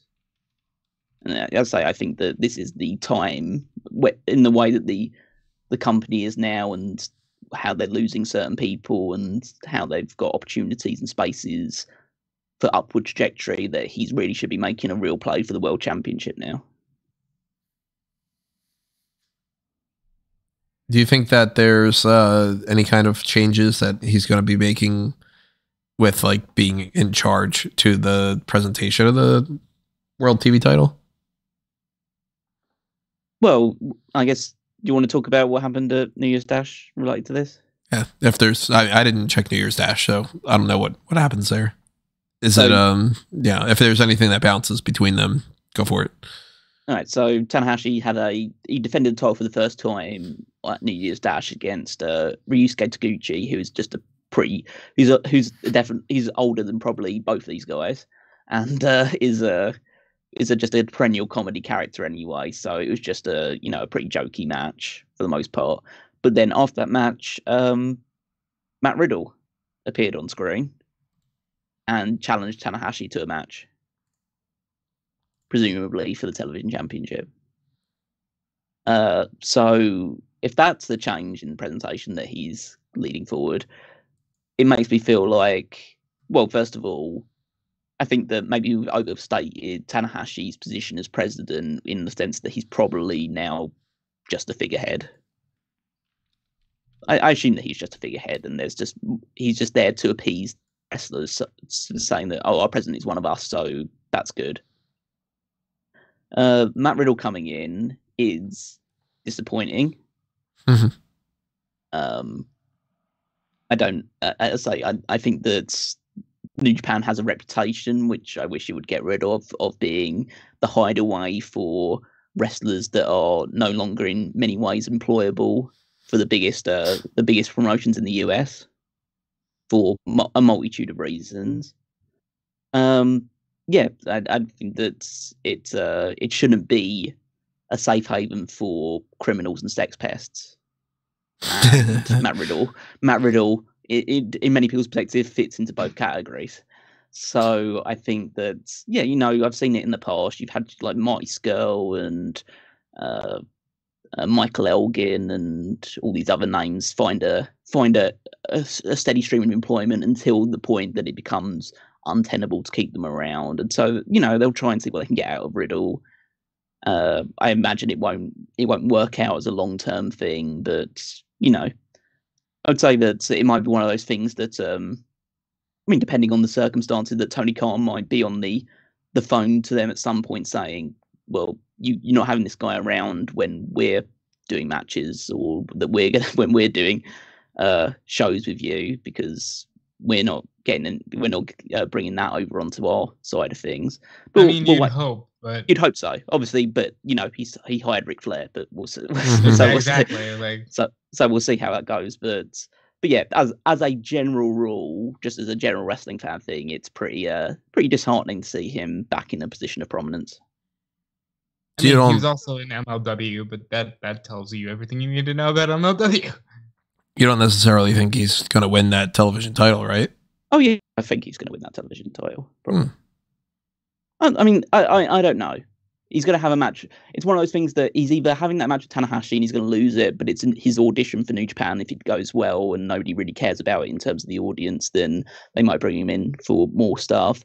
Or he's going to win it, and this is just his gateway into the company. But we'll see. Yamura beat Yota Tsuji. How did you feel about that match? Good. It was. As I say, it wasn't amazing. It was a good match. I think that when I've seen other people talk about it, they give the kind of suggestion that this is probably a match that we're going to see at Wrestle Kingdom as well, 2 or 3 years down the line, but it's going to be for a prominent title instead. I think these two guys have a lot of potential. I mean, Rob's obviously spoken about it, and I've spoken about it as well. This Yota Tsuji just feels like a ready-made package to be a top he guy. Look like a fucking star. Like, I think he looks tremendous. Yeah, and he dominated the majority of this match until Uemura started getting some things together and finishing him off with his belly-to-belly suplex pin. But I think that, the thing with Tsuji is that he has that presentation, and they just beat him like a drum. Like he's lost every big singles match he's had, pretty much, outside like a couple of wins in the G1. But every single big match, like he lost to Sonata, he's lost to Ospreay, he's now lost to Uemura in Wrestle Kingdom, and for Uemura, this was pretty much like win or bust, because his return to the company has been very, from his excursion, has been very underwhelming, to say the least, as part of just 5 guys. But yeah, I think that, you know, they did a serviceable job in this match, and it should hopefully set the stage for them to being prominent names in New Japan moving forward. But they need to give Tsuji something big at some point. I don't know what that will end up being, but you'd hope they see that potential soon and they don't just try and squander it, or try and think that his star power and presence is enough that he doesn't need to win matches. Well, luckily, there's a guy with some experience in the States that can maybe give him some pointers on how to live with that as the stigma for your career. Does Yota Tsuji smile to the ring like that all the time? Yeah, pretty much. Awkward. You got something against smiling now, Tony? I mean, if you go back into this podcast, I've always hated the Jack Swagger smiling gimmick. So, yeah, it's a little strange. Shota Umino and Kaito Kiyomiya lost to House of Torture. Evil popping up a couple times on this, actually. House of Torture seemed to be one of their like big things that they were really trying to push out there. It's everybody's least favorite thing in the world. Well, it's at least every Western fan's least favorite thing in the world. I can't really speak because again, they get huge reactions in the building, and they are just like pure heels. And sometimes you have to give people credit for that, because they're not trying to make anyone cheer or make anyone happy. They're just there to spoil everyone's time, like proper like pantomime villains. But I think that, yeah, but in terms of like watching matches and trying to enjoy matches, it completely ruins the experience. And this match was no different. It was literally, you say like it's a 2-on-2 tag match. It was literally 6-on-2 the entire match, with just constant interference happening behind the referee's back, or the referee gets taken out and everyone just gets into the ring and starts doing stuff. I did like the commentary at one point saying, because Dick Togo did his chop to Kiyomiya's penis that he does during the matches. It's just like, oh, dick to dick action. And that's just, you know, that's what it was. I'm sure the Rock would have laughed at that. But yeah, and then the baby faces lose. Underwhelming.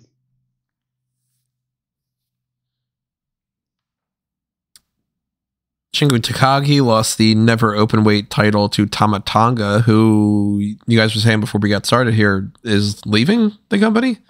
Mm-hmm. So yeah, well, I'll first talk about the match. Totally exceeded my expectations. This was, up to this point, the best match of the night.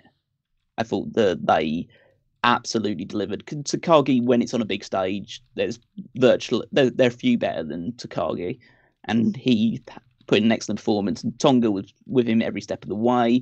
Hit a few of like his older Bullet Club mates moves, in like hitting a Bloody Sunday from Prince Devitt and the Styles Clash at one point. Obviously, the stun gun is a move that he's adopted from Carl Anderson. So, and yeah, and eventually he managed to get the win with the, I can't remember the way that he calls it, but essentially it's a J driller. But yeah, he won the title, and then it was he announced later on in the press conference that he was leaving at the end of the month because he wants to go back, wants to live closer to his family, because he's gotten I say tired, but he's like, they want to see more of him. He wants to see more of them. It's been difficult traveling to Japan all the time. And so, yeah, after about, I think he's been with New Japan for about 14 years, I think.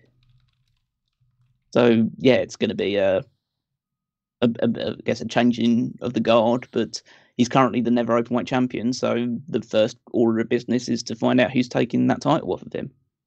And based on what happened on New Year's Dash, it's the likely candidate is going to be Evil. Because they did a angle after a match between just a group of baby faces and House of Torture on New Japan Dash and on New Year's Dash, and Evil chopped off part of Tama Tonga's hair, which is obviously, and then so I imagine that's going to be the match that takes place for the never openweight title. You have Evil win it, and then Tama Tonga go on his merry way, presumably to WWE, but we'll see. Cue all the people that decide inexplicably that refuse to see the divides between Tonga and Samoa and assume that he's going to be part of the bloodline. When do you think that that's going to happen? Do you know, like, when his contract is, like... He said he's leaving at the end. He said he's leaving next month, so... Okay, so WrestleMania, there you go. Yeah, like I can't speak again to these like matches as being like, yeah, I watched Tama Tonga versus Shingo Takagi. I can't tell you anything that happened in there. I don't know if they like did anything that was like an allusion to another match, or nothing stood out to me as far as like really cool move or interesting spot, or this was just like a show. It's not my style. So watching a lot of these, I was doing other stuff at the same time and all that too. I didn't really care about the tag title match. It was Girls Destiny beating Bishamon. How do you feel about that? I mean, it was fine. As I say, I don't think there was anything particularly special about it. It was pretty short as well. It didn't have that epic match feel about it. Yeah, I was surprised with Phantasmo and Hikuleo winning, because I thought they would just go with the safer pair of hands in Goto and Yoshihashi, but they clearly see potential in both Hikuleo and Phantasmo to be the double champions moving forward. Based on what happened at New Year's Dash, it seems that their first challengers are going to be Chase Owens and Kenta, which screams dream match in heavy sarcasm right there. Yeah, as I didn't think this match was anything special. It was an okay tag team match that, yeah, between two teams that I don't think. Bishamon are great. Grizz Destiny, I'm still kind of on the fence on as a tag team, but we'll see how they progress as double champions. They didn't give any indication that it was unified. They're still carrying both titles, so presumably both titles are still in existence. Thoughts on any of that, Rob? No, I think both titles should still be in existence. I don't see the strong brand just going away, but I guess time will tell. And yeah, I also would have assumed they would have gone with the more recognized tag team, but at the same time, maybe this is all about making that global jump, and talents like ELP and Hikuleo are more ready to do that. So that this is also the match where Nic Nemeth and Ryan Nemeth appeared in the crowd. So obviously we'll talk about that because the more significant thing happened later on in the show. But this is our first indication that Dolph Ziggler or Nic Nemeth is in the Tokyo Dome zone. And, I was surprised that not only, I mean, I'm not super duper surprised that he popped up, but that his brother did too. It's not like he's getting booked for AEW, so. Yeah. But I would have thought that it would have been just them, Well, it might as well have been, like, considering that they didn't really acknowledge the brother too much. No. Maybe it was just a case of like, he said, I'm going to be on this show, do you want to come with? And he said, okay, cool. Yeah, maybe. So, or maybe it was just to plant seeds with the idea that they're both in the crowd and they arrive during the tag title match and just think, are they going after the tag titles after this? Mm-hmm. And then they changed and then they pivoted to a different direction later on in the show, but we'll get to that when we get to it. Next up after that was El Desperado beating Hiromu Takahashi for the IWGP Junior Heavyweight title.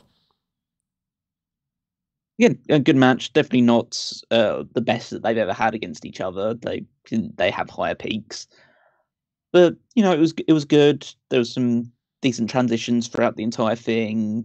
There was like Hiromu diving to the outside and Despy diving onto Hiromu right before the bell even started to cause a bit of damage. I think they tried to make it an epic. It didn't reach up to that level, but it was fun for the 15 minutes they were given. So yeah, and new champion again. I was surprised because I thought that they would go with Hiromu Takahashi versus the guy that won the world championship later on in the show in a match at like champion versus champion at some point and the anniversary show they typically have, which I think happens around about, it's either February or March. I can't remember off the top of my head. But they decided to give the title to Desperado. He's a good hand to have that title. He's very popular both in Japan and overseas. So that's like, I have nothing wrong. There's nothing wrong with giving him the title, and hopefully this might actually be the impetus to catapult Takahashi towards more heavyweight championships, because he's kind of done everything and then some that he can do in the junior heavyweight league. It's time for him to kind of step up to the next level, really. I thought it was funny that they had the guy in a t-shirt go up against the guy in the most elaborate costume for the entire night. Yeah, Despy is very much like not very flamboyant in that regard. As much as the luchadors go, he's very kind of by the numbers.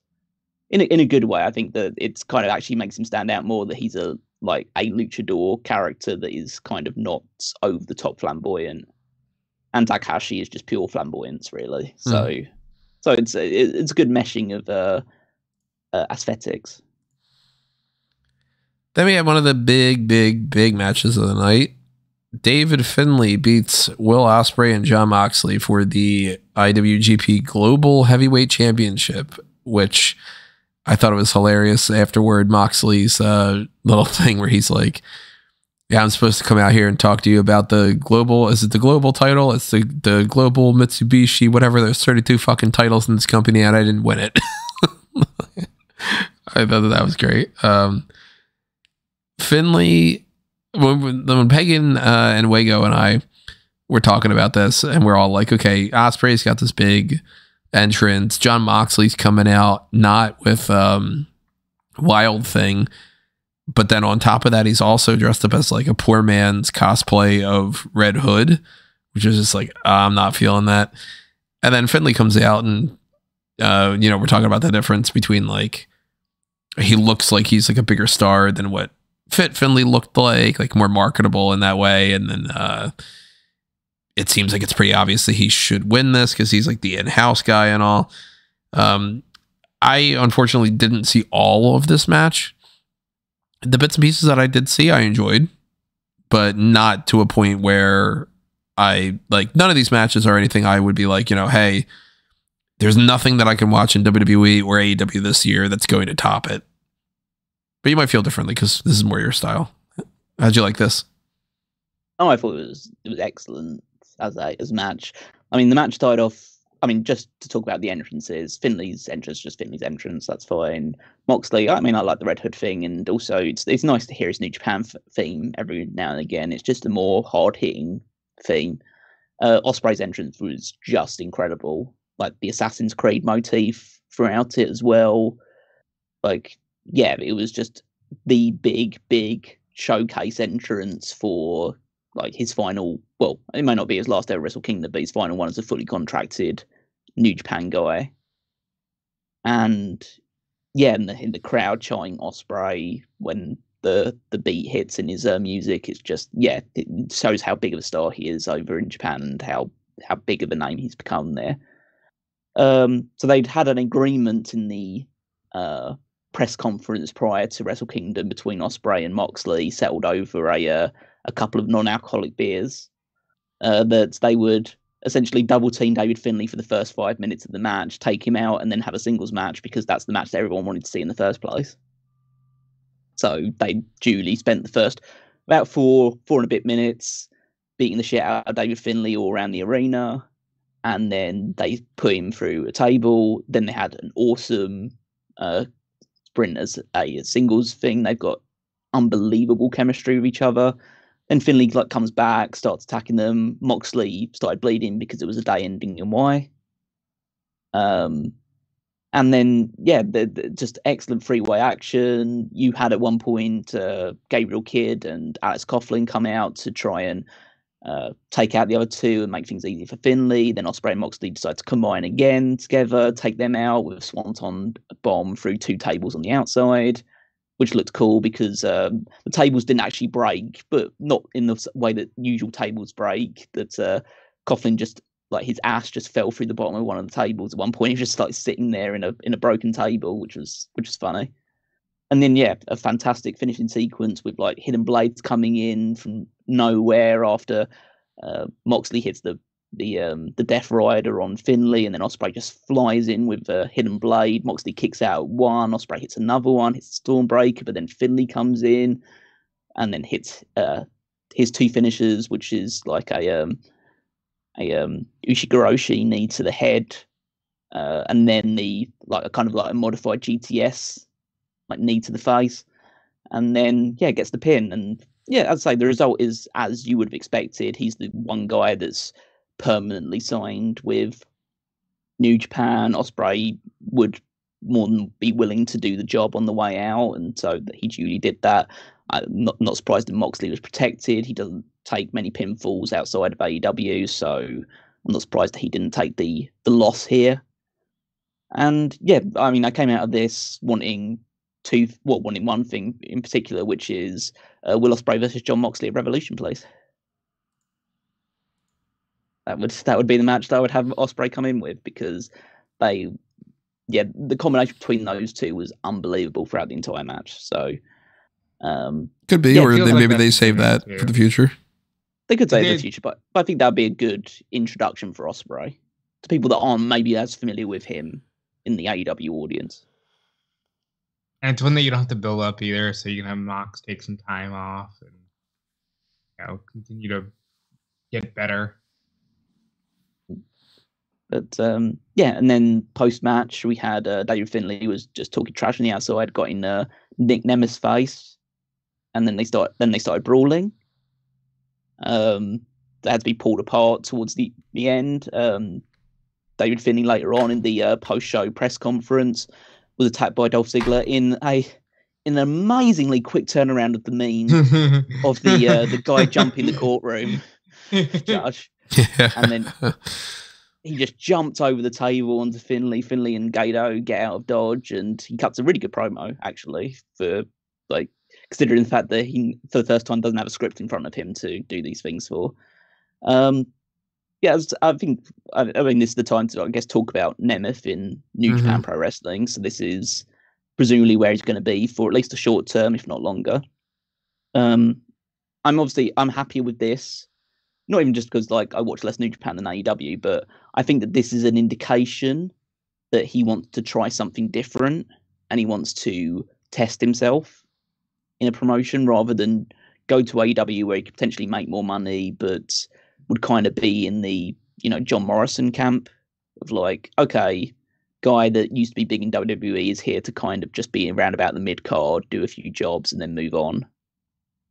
And just be at a certain level. If he goes to New Japan, if this initial feud with Finlay that we seem to have works out well, and even if he doesn't win the title from Finlay, if he gives a good performance, he gets over with the crowd, then that could be future opportunities for him. I think there's a higher ceiling for him in New Japan, which could then lead to him having a higher ceiling if he was to ever go back to WWE or go to AEW in the future. I think this is an excellent proving ground for him and see what he truly is made of outside of the WWE bubble. Because people have to remember that he's been part of or prior to his release, he was part of the WWE system since about 2004. 20 years. Yeah. So him being out of that now, we have to see what does Nic Nemeth do rather than Dolph Ziggler? Yeah, exactly. What does that guy have outside of the WWE system. And if it proves to be good, then all good for him. I'd say I have no problem with him finding work outside of it and getting opportunities. I just didn't want it. My initial thought was just with the AEW rumors was a case of, well, if he goes to AEW, like there's no real return on investment there.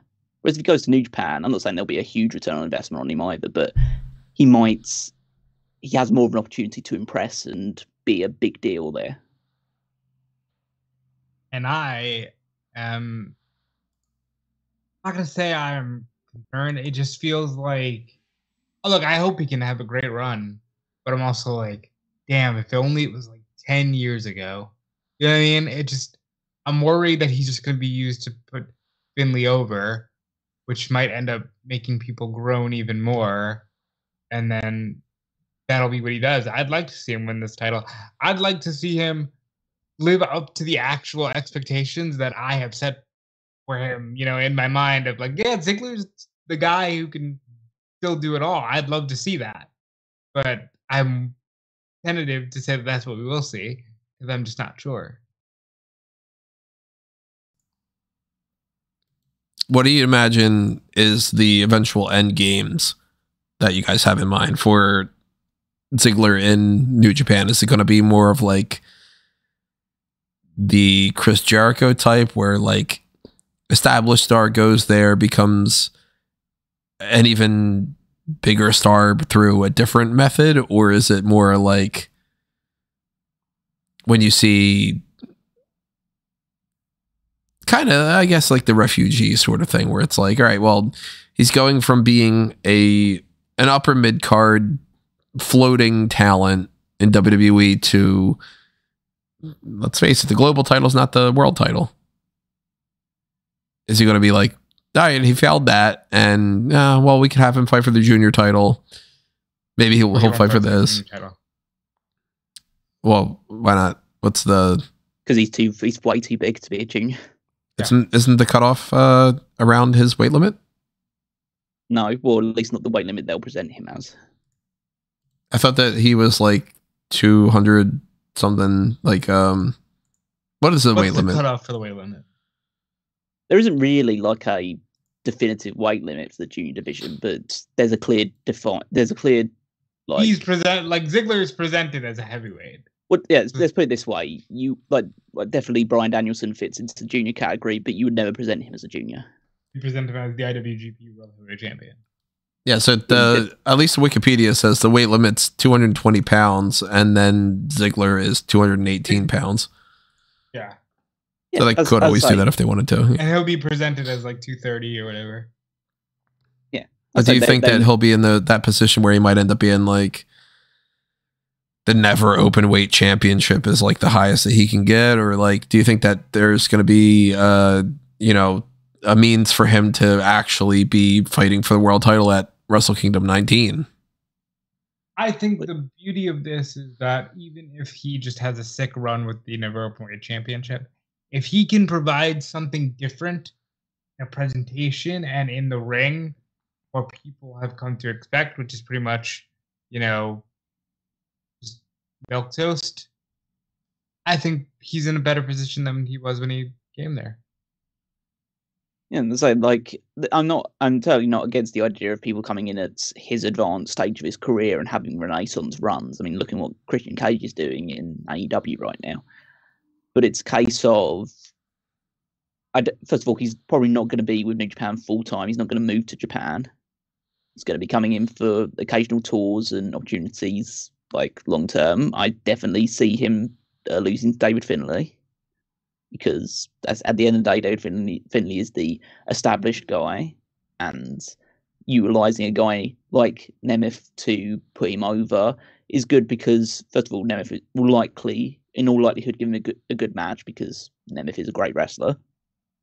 And then it means that it's kind of like it's his proving ground match, because yes, he's done a lot of great things in WWE, but this is a different territory for him, and he needs to show that he can adapt to the style of New Japan and to get over with their audience. And if he does that, then I'm sure there'll be plenty of opportunities for him down the road. So I don't think that he will become a world champion New Japan, because not only is he in very advanced stage of his career, but he's also in the issue of being a non-Japanese wrestler. And he's not really grown from the New Japan system or been part of the New Japan system for a long time. I mean, Christ, it took Will Ospreay like 8-9 years to become world champion after his initial signing with New Japan. I mean, Jay White is different because Jay White was part of the New Japan Dojo for a long time, so he's kind of like one of their own. And then you have to go quite far back to find like plenty of like gaijin wrestlers. I mean, Kenny Omega was there for ages, moving up from junior to the heavyweight position. Yeah, you've had guys like Brock, but Brock's a freak of nature. And Kurt Angle was Kurt Angle. Of course, you're going to give Kurt Angle your world championship if he's available to do it. I'd say I think Nemeth is going to be a guy they bring in for some big time matches here and there. They might make him like, let's say, never openweight thing. There's nothing wrong with being never openweight champion as long as you're in decent feuds and having good matches. Maybe a TV champion at some point. Maybe, let's say, he might fight for the world championship. I'd be very surprised if he wins it. It all very much depends on how over and how well supported the match with Finlay goes. And also, it would be a case of if the match with Finlay happens in America, because they've got that, that's one of their next big shows coming up, Battle in the Valley. If that match is taking place in America, does it mean that Ziggler's only there for American matches? We'll have to wait and see. We'll have to wait and see on that standpoint as well. So, yeah, at the moment, there's just way too much up in the air to know what his ceiling is in New Japan. But I'm intrigued to see where that direction goes. So then we had 2 more matches to talk about here, obviously for this card, not necessarily near Dash. Kazuchika Okada beating Bryan Danielson, as I think most of us would have expected. And my voice is actually getting quite a bit better. Look at that. Who would have thought talking more would lead to your voice being better when everybody says rest your voice? That's stupid. Danielson, of course, going into this with, of course, then I coughed. God damn it. That's humility for you. Going into this with his broken orbital bone injury and all, and they beat the crap out of each other here and there. Okada's doing things like kicking him in the face right where that eye issue is and all. And, they had a great match. I'm not at all surprised behind that. It's like kind of a given, you know what I mean?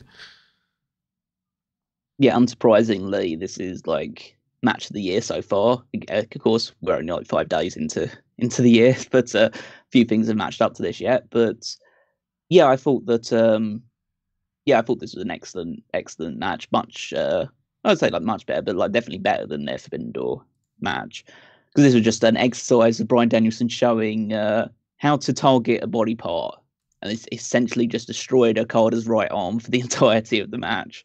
Pretty much. And that was the thing that he promised. He said he was going to break Okada's arm because of the damage that Okada had done to him over their past encounters. And yeah, just got into so many strike exchanges. Danielson called back to the submission that won the match against Okada back at the Forbidden Door, and Okada this time was able to power out and escape it. Loads of attempts for the label lock, flying knees, and Okada fighting back with like drop kicks and just giving everything he possibly could to Danielson in order to try and get the Rainmaker, but Danielson was blocking it constantly, and also he targeted the right arm throughout, so when Okada could hit the Rainmaker the first time, he couldn't capitalize because he'd had so much damage done to the arm. Eventually, he does hit the Rainmaker. I thought the match ended a bit abruptly. I think they could have probably continued for another 3 or so minutes and maybe reached an even bigger pinnacle before winning, but, the result is what I expected it to be. You could tell, I mean, the biggest thing that I enjoyed about this match, beyond just, the quality of the match itself and the violence of it, is just how happy Danielson looked throughout the entire match. It looked like this was a dream for him being fulfilled. And that was just nice to see. And yeah, like him doing the yes chants as well. It does show that the New Japan audience probably knows him more for his WWE stuff than AEW. So, but that's where he was most prominently featured and most the biggest platform he was ever on, so that doesn't surprise me. But then, yeah, to have Okada get the win back, they showed respect to each other afterwards, with like the bowing their heads to each other, and and they were actually at New Year's Dash they teamed together in a 8-man tag. It was like a dream team. On one side you had Danielson, Moxley, Okada, and Tomohiro Ishii against the 4 members of the Mighty Don't Kneel, or at least 4 of the members of the Mighty Don't Kneel. But yeah, that was this was an excellent match of the night by, I would say, like a huge margin. The triple threat was really good as well, but this was definitely the standout match of the night. You didn't get a chance to check any of it out, right, Rob? I haven't seen this, but I will see it eventually. You need to watch this one, definitely. So I'm assuming this feud's done, because it really, what else can they do? But have a third match. Yeah. Well, New Year's Dash, we've following the match that they had that 8-man tag, which the Mighty Don't Kneel actually ended up winning. So take that what you will. Zack Sabre Jr. challenged Bryan Danielson to another match. So we're going to get a rematch of that down the line in some capacity. Whether that happens in New Japan or whether that happens in AEW is yet to be seen. But clearly they want to go one more time, and they specifically said in the match that one of them wants to win the match by submission. Because that was the thing. That was the great way they ended the previous one, is that Danielson pinned Zack Sabre Jr. But now they're desperate to prove that they're the best technical wrestler in the world, because they have to make one of the other guys submit. So that'll be fun. I love stuff like that. I don't think if there will be like a pure submission only match, or whether it could be just a regular match, and then but they're both just so determined to win by submission. In terms of Okada, we learned that the match at Battle of the Valley that he'll be having is against Will Ospreay in the main event. So no titles up for grabs. That's just a pure pride match. So yeah, and also that we also don't. It didn't give any further clarity on where Okada stands in terms of his future in New Japan. So, what are you currently thinking is going to end up happening? He'll resign. I've always said that he'll resign, but yeah, I imagine the Tanahashi stuff makes it even more likely. Yeah, I'd say this is kind of just a posturing act to make sure that he gets what he wants out of it. I'd be very, very surprised that he went anywhere else. But strange things have happened. Lately, it seems like all this discussion from, I'm more WWE focused than anything else, but like, it just kind of seems like it's all, the narrative that keeps happening in the news stories and all is big person is out there in the market. WWE's interested, AEW's interested, and then it's like, yeah, WWE doesn't bother to get them. And then another report comes out about like that they don't want to do any kind of like, well, we're still in a holding pattern between hiring. The only thing being, it seems more and more likely that Camille is going to be going over, and it seems like Trinity, of course. Camille, but they're gonna get Julia. So maybe they're consciously trying to bolster their women's roster. I don't know. Yeah, we'll talk about another person in a minute or so. We still have more Wrestle Kingdom, but it's kind of like that overall general thing of, and again, they've made some good signings in recent months, but it's a case of a lot of people that look at like the Triple H signings, that big Infinity Gauntlet meme that goes around. It's a case of, well, they're just all people that were previously signed to WWE or that AEW probably had zero interest in. And then it's a case of, oh, the people that you really wanted to go after, or the people that were the big 3 signings. Oh, you missed out on Jay White. Oh, you missed out on you're gonna miss out on Okada because you'll go back to New Japan. Oh, you missed out on Mercedes by all Ospreay. You missed out on Mercedes by all accounts. Like, it's like, are they actually picking up any W's in this free agency window, or are they just getting the low ballers? Yeah, I don't know. I'm not. I will say I was more positive about like WWE heading in the right direction and building more momentum on the 31st of the end of the year into then rather than day one for multiple different reasons, like we just talked about. But got one more match to talk about here, though. Yeah, round it up. Tetsuya Naito defeated Sonata to win that IWGP World Heavyweight Championship. After the match, Evil came out, attacked him, said basically the equivalent of, you don't give a shit about that belt, so I'll take it away from you. Sonata was crying, helped out a little bit though, and Naito dragged the belt away, and people were, Walker, former Smark Out Moment writer, and everybody, shout out to him for doing the commentary on that, by the way. I didn't know Walker Stewart used to work for. Yeah, Walker pretty much one of the first things that he did in pro wrestling was write for Smark Out Moment. Because just shows where you can go. Yep. I had given him a chance because he was going into college and wanted to get some reps in on that side, and then I brought him into EWN and everything too. So Walker, give me a shout out one of these days, man. Yeah, man. But the idea being like, maybe Naito is he actually likes this belt or something. I again, as I mentioned many times already, not only just even in this podcast but elsewhere, it doesn't resonate with me in any kind of particular way, but it gives me the vibe, at least, that Naito's not going to hold this belt super long. Am I getting the right? You picking up what I'm picking up, or am I just looking at it from like a different angle? He doesn't have knees.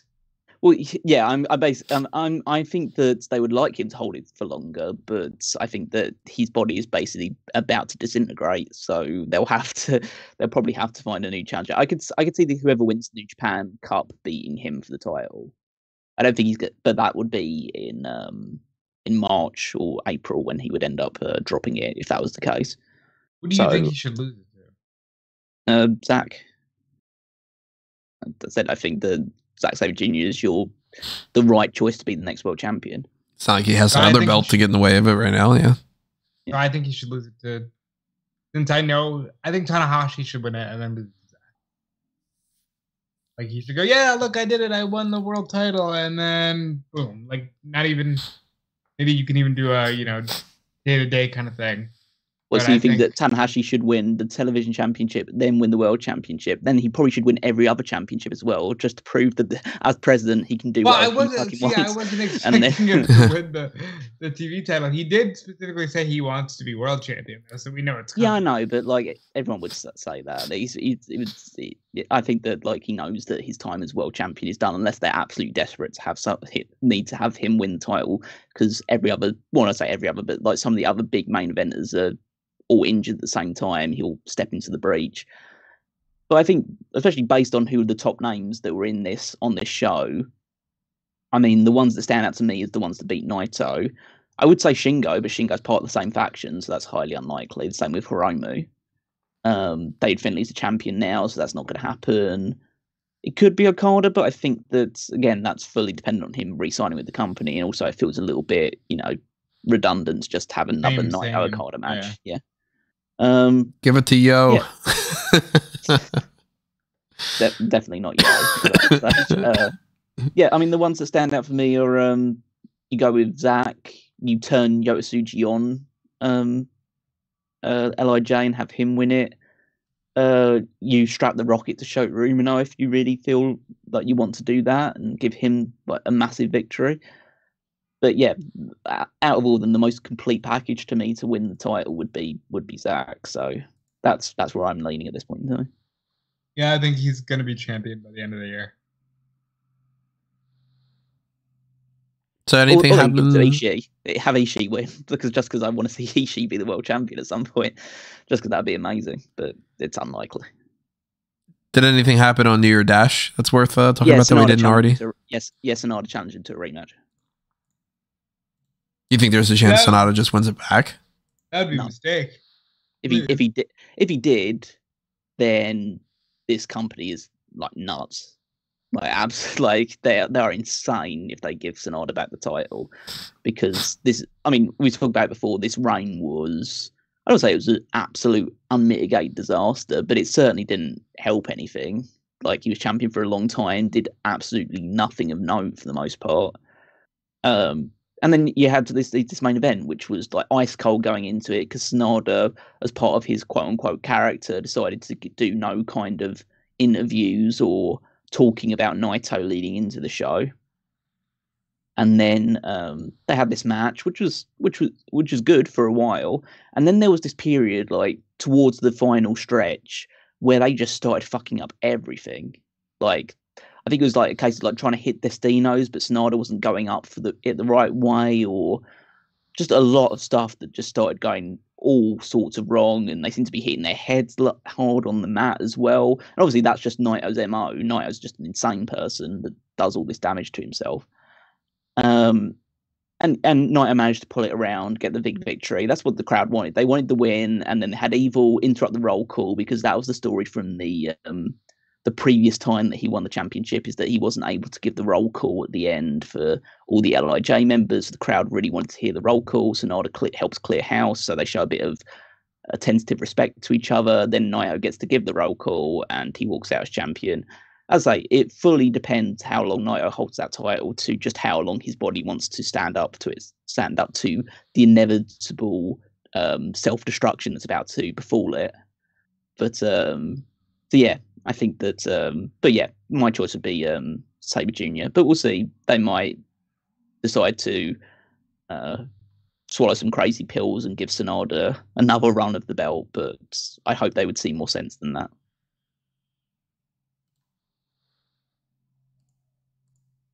All right, well, that wraps up New Japan. We were just talking about the idea about people moving to different countries and companies. And could move countries. I mean, could be, different stories with that. But I wanted to talk about these two. One is much less of a story than the other one. You've walked with Elias. You've walked with Ezekiel. Now you're going to walk with Elijah. Because that's just the same gimmick, but it's another E name. Blah. I'm disappointed he didn't try to reinvent himself. I mean, we'll see what he does on the independents. See what sort of approach he takes to that. Hopefully, what he does on the independents. I mean, it depends how much he's going to be selling his services for, in terms of like how much money, that stuff. Because you hear a lot of people, like Ryback is the one that immediately comes to mind, of saying they're going to work the independents and all that stuff, but then they make their asking price so ridiculously high that they don't actually end up working pretty much any shows. All right, but like we can all agree, like Ryback is a special case who just seems like after leaving WWE was just determined to upset people on a consistent basis. I mean, probably when he was still in WWE too. Yeah. But yeah, I mean, well, it's just a case of you never really know if they have more than they were presented in WWE. And again, it's the same with every promotion. Like, there are certain people that you feel like might be able to have contributed more given the right time or the right dedication. So, the one that always springs to mind for me is like Ty Mello, in the sense of she seemed like the drizzling shits in WWE. She comes to AEW and is actually a pretty competent worker. Like, so maybe Elijah has more tricks up his sleeve that he never really got to showcase in WWE. I said we barely saw him for the final year and a half of his run in the company. So maybe he actually was working on stuff and developing his moveset and becoming a more well-rounded worker, as well as, he's always been a decent promo. He's always had a presence about him. So, yeah, well, it's like, I don't want to just rule the guy out, but you are right in just calling himself Elijah instead. It's just like, okay, you didn't really try that hard to come up with a new character. Yeah, it's a quick Google search of just being like names that start with Eli. Well, I'm surprised he didn't just go with Eli. You gotta think. There's a lot of people doing the whole, I'm gonna reinvent myself. Maybe he's just literally like, all right, I'll play the hits. I've done enough. Some people do take that mindset. Mm-hmm. Yeah. You should have called yourself Eli S. Yeah, like Eli Sampson. Because oh my god, that would have been amazing. Yeah. Maybe it would have been Eli A. Sampson, with the middle name being A, and then he could be Eli A.S. Eli S. Like how Mace is technically now Mason D. Madden. Mm-hmm. Like the Dio Madden and the Mace stuff. Apparently, they're doing pretty well themselves. They're doing great. I mean, they seem to be. Those two are having a lot of fun with it. I imagine they'll get signed with Impact or something soon. Yeah, probably. I would assume TNA is probably going to pick them up for sure. More than like AEW. Ali's going to be the one who probably never signs, but continues to have banger matches on the indies. Before we move on to the other like big moving companies story and also talk about Dynamite, could you mention a bit more about Julia? What's going on more about her? So there were a couple of Stardom shows in the build up to Wrestle Kingdom, because Stardom were just doing a few shows in correlation with that because it's the biggest event in Japan over the year. So other Japanese promotions in the same way, like a lot of American promotions do big shows in and around WrestleMania weekend. They take the same initiative. So on a Stardom show prior to I think the day before Wrestle Kingdom, Julia and the two other members of the Donna Del Mundo stable that she held the Artist of Stardom titles with, so that's essentially their version of the Trios titles, lost them to a group from God's Eye, I believe. And then the following night they had a match, and Julia announced that Donna Del Mundo was disbanding, so the whole faction was disbanding. Thekla, who's one of the members of the group, said that she's also temporarily leaving Stardom to potentially go back home. She's from Austria, I believe. So she's like going back for a while, so she won't be on tour with them for a bit. Micah, who's the member of Don Del Mundo, she recently became the world champion of Stardom, so she's probably going to take her own initiative and maybe lead her own faction moving forward. But yeah, essentially they lost one of their main titles. She then announced that their whole faction is disbanding. She's probably going to lose the New Japan Strong title to Trish Adora in the next match they have. So fundamentally, if there was ever in any doubt, she's going to WWE. Yeah, Meltzer apparently said that she's going to take some time to take some English courses and maybe still work Japan. But the overall idea is she's going to WWE. Cool. They could use her. Gotta sign some new talent, and she's incredibly talented. How old is Julia? I believe she's 20-something, right? Late 20s. She's definitely she's older than you'd expect her to be. I think we need young talent. That's going to be 29. Really annoying with that. 29, yeah. So talking about. She's young talent. She's been wrestling with Stardom for quite a few years, and even that point, she wasn't super young when she started, because she was working in a I think in a either a cabaret or restaurant for a while, for her parents. So yeah, she debuted in 2017, so she's only been about 6-7 years as a wrestler. So she started in her early 20s. So I say she's very, very good. She's definitely got plenty of miles left on the clock, and working WWE style is going to be much less intensive on her body and mind than working for Stardom. It's amazing considering WWE schedule we see is actually pretty hectic. It's nowhere near as hectic as Stardom's. So yeah, I imagine that. I imagine she'll be a very good addition to the roster for WWE. I'm excited to see her there. I'm hoping Trinity comes back. I'm hoping they pick up Camille. They're not able to pick up Deonna Purrazzo, though, because Deonna popped up on AEW Dynamite this week. There was the debut of Mariah May, who beat Queen Aminata. After the match, Deonna Purrazzo comes out, basically badmouths Toni Storm and kicks Mariah May to the curb. And as much as I would be like, I instinctively want almost everybody to go to WWE because I tend to put more focus on that, I think this is the right call, because AEW desperately needs better people to join their women's division. This is a huge... Look, I ain't going to sugarcoat it. And you two are the two I really don't have to sugarcoat it with. You guys know how much I love Deonna Purrazzo. This is a home run for AEW. And by the way, what I legitimately think was one of the best episodes of Dynamite I have ever seen. I did not stop enjoying myself from start to finish, but this Deonna Purrazzo thing makes me so happy. And by the way, that is how you play off a fuck this town idea. Because Toni Storm was like, ew, we're in Jersey. And Mariah May is like, ew, we're in Jersey. And then you get Deonna, who's like, fuck you, I'm from Jersey and couldn't be happier to be here.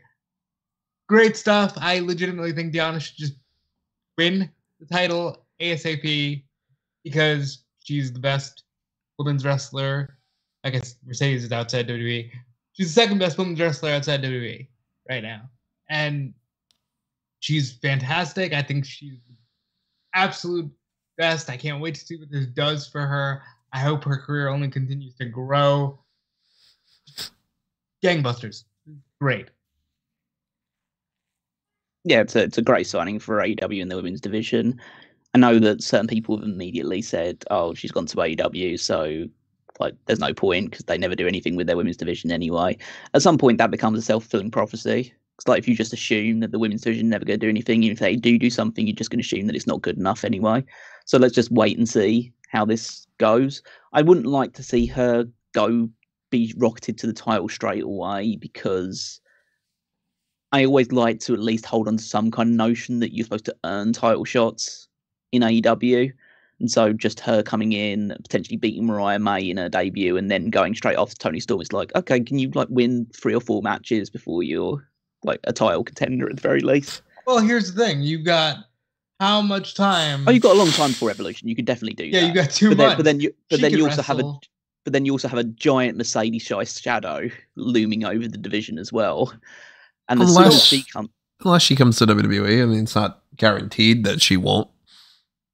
I mean, pretty much everyone who's a prominent wrestling journalist has said that she's pretty much going to AEW. I'm assuming that's the case. Yeah, there's a good chance she shows up on Collision instead and goes after Julia Hart. I mean, potentially. I mean, it seems like odd that you'd have Mercedes and not have her go after the World Championship. I agree, but I think if you present it in the right way, you can really, make that belt mean something. She can say, I saw what Mojo and Cody did for the TNT title. I want to do that for the TBS title. Something, like there's a way. It does sound stupid for her not to just go for the top belt. But there's a way to do it. And specifically, I think they wanted to save something for Collision because Dynamite had a lot. I would say that with the signing and then the potential Mercedes signing, I mean, Deonna's an excellent wrestler and she'll fit in easily, but it's a case of now there's no excuse. Your excuses run out at this point in time. You've got plenty of talented women on your roster now. Like I think they are demonstrating that they are putting far more focus on the women's stories and the women in general than they ever have done. And you can mention obviously the likes like, Britt Baker's still never appearing, but like she'll come back eventually. They've got injuries still that people still come back, but they're doing stuff with Julia Hart. They're doing stuff with Sky Blue. They're doing stuff with like Willow and Chris doing their like mini storyline right now with the involvement of Stokely Hathaway. They're doing stuff with Toni Storm and Mariah May, and now Deonna's come in, slide herself into that story. They're doing that, like whether you like it or like it. They're doing stuff with the Outcast, with the whole Ruby Soho, Saraya, Carly Cameron mess thing that they're doing. Like at the end of the day, whether you like it or dislike it, you can't deny that they are at least trying, and they are presenting a lot more women's segments on shows. They're still doing the 1 match per show thing, which hopefully they'll at least evolve from. But there were like 3 or 4 women's segments on Dynamite. They're definitely trying, and there's going to be 2 women's matches tonight on Rampage. I just really think, and I tweeted this out, that for me personally, you got Mercedes and Deonna, your women's division becomes my de facto favorite because these are the people I want to see wrestle.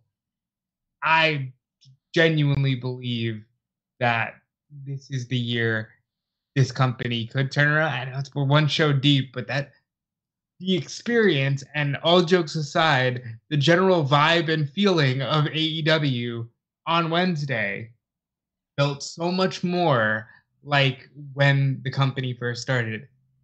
And I think that these women are going to knock it out of the park. You know, I think you have a motivated roster now. I love Jade. Go ahead. I'm just saying. So you're saying you've hashtag got the feeling?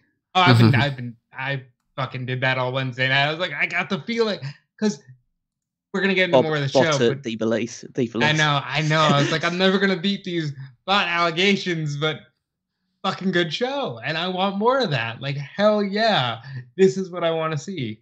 And quite frankly, I love Toni Storm. I think the gimmick's hilarious. I'd rather have Deonna or Mercedes carry around the championship in a more serious manner. And when Baker comes back, by the way, she was presented as the only star in that division for so long that all she needs to do is come back and go, that's mine. And you've got a story. It doesn't matter who she's up against. You've got a story. Jamie Hayter is going to come back and be amazing. You've got, Sheeta's going to do stuff on Rampage tonight. You've got Riho, who should be doing more. Yuka Sakazaki. Like, you have the Joshi. Like, I really am all for AEW, and I think this concludes the portion of the podcast where Callum and I switch places, because he was very kind to Ziggler, and I've been very kind to AEW, but we got more of the show to cover. What else happened on here? Adam Cole explained why he is the devil and gave the group their official moniker, the Undisputed Kingdom, the most basic name we could have possibly come up with, but it works. It's fine. He specifically also said Taven and Bennett are going to go after the tag titles. Roderick Strong, they're the tag champs. Roderick Strong, who is Cole's real best friend, is going to be going after the international title, and Wardlow will go after the world title. But when Cole is healed, Wardlow's going to do the right thing and forfeit it to him. I liked how blatant they were about that, because it's obviously not going to happen. And Wardlow sold it like, yeah, that's not going to happen. But, that's just a fun little tidbit I think they've got there. And then essentially, Wardlow's probably not going to win the world title, so you don't need to worry too much about that. But they also clarified Samoa Joe's not in the group, just in case anybody was wondering if that was the case. Because it was like, all right, well, Joe, if you're still champion by that time, like, I feel sorry for you because we're going to kick your ass and everything. Bullet Club Gold came out, and this makes perfect sense. This is what I like when people do this kind of stuff in pro wrestling, because it's always like, well, why doesn't this happen? And then they go, because shut up, we don't want to tell that story. Bullet Club Gold come out, and Jay White's like, hey, fuckers, now I know who attacked me. I'm going to go kick your ass. And the Acclaimed came out too, looking for some revenge too. Why wouldn't they? Yeah. Yeah, this was perfect. This would make perfect sense. I actually liked Adam Cole's explanation about this. It kind of, I was worried, how the hell are you going to make sense about this? And then he kind of morphed it from the idea of, yeah, initially this was all just about the world title, but then I lost my opportunity at All In, and then it just became more personal between me and Max, and so it became less about him, especially when I got injured, became less about, okay, now I can't win the title, so now what I can do is get Max out of AEW. So yeah, I thought the explanation was good. Having Bullet Club Gold come out was great, and then the Acclaimed as well, them still having like a frosty relationship as well. I don't think this is turning Bullet Club Gold babyface. I don't think so either, yeah. I think it's just an enemy of the enemy is my friend situation. So good things are good. Heel Adam Cole is tremendous. Undisputed Kingdom and Adam Cole being the devil is the most simple explanation. But thank God they went that way, because outside of Kyle O'Reilly, I got everything I wanted out of this. It makes perfect sense. There was clear goals. Roderick Strong is going to be the international champion. I love title-focused groups like that. This segment was for me because everything just made sense, and 2 thumbs all the way up. Orange Cassidy retained the international title over Dante Martin. Private Party came out afterwards saying that they're putting the tag team titles in the whole division on notice, including even the Hardy Boys. So restoration back to Private Party there. Good to have fucking great. And at least that means we don't have to have Brother Zay moaning anymore. That's where you're wrong, pal. You don't think he's going to continue moaning? That moan is over. Hopefully it's over as in done. Yeah, hopefully. Yeah. Renee was all over this episode. One of the people she interviewed was Swerve and Prince Nana, talking about the Daniel Garcia thing. She interviewed the Ruby Soho thing, all so on and so forth. Throughout the night, Hangman Page had popped up and he was like, I'm going to kick somebody's ass. And I guess we shouldn't necessarily skip to the we might as well. The main event was Swerve beating Daniel Garcia. Then Hangman Adam Page came out and fought with Swerve. So that's continuing. And then another great segment. Makes a lot of sense. They're going to probably have a match to determine who should face Samoa Joe. I think that match should be in a steel cage. And I think, honestly, this is just me wanting to make things interesting. I think you should put that match on Battle of the Belts. Because then you fucking have a reason to watch Battle of the Belts. Man, they really should. That's where I would go. Just for the end, I don't want to overlook what was the actual main event of this show, which was Konosuke Takeshita versus Darby Allin. Oh, that was a fucking great match. What? That was another one of those, like... Go ahead. I mean, there were better matches on Wrestle Kingdom. I don't think there's a match that I remember more from the earliest part of this year than Takeshita versus Darby Allin. He was throwing him around like he was made of paper. Like he was just tossing him all over the place. It was... I did have... I wrote down 2 things already for the end of the year awards. I wrote down the Takeshita suplex on the ramp. Yeah, that was nuts. And I wrote down, I forgot to mention on NXT, the springboard that Walking Wild did. Yeah, I was like, all right, I wrote down 2 best spots of the year already. That might be, because I saw that clip of it on Twitter. That might be the most incredible spot I've seen in WWE for about 5 years. It was far, man. Yeah, he went like, it was at 15, 20 feet, leaping onto everyone else. That was, and also just the severe risk of that, because you have no idea where you're flying off to when you've got that sort of elevation going. The fact that he managed to pull that off was insane, and I feel very, very bad for all the indie workers that are going to try and emulate that and die in the process. No. Yeah, so Takeshita beat Darby Allin, and then Don Callis' family had said that they want to upset Sting's perfect record. So it's going to be amazing. Basically a follow-up of what we saw at the pay-per-view.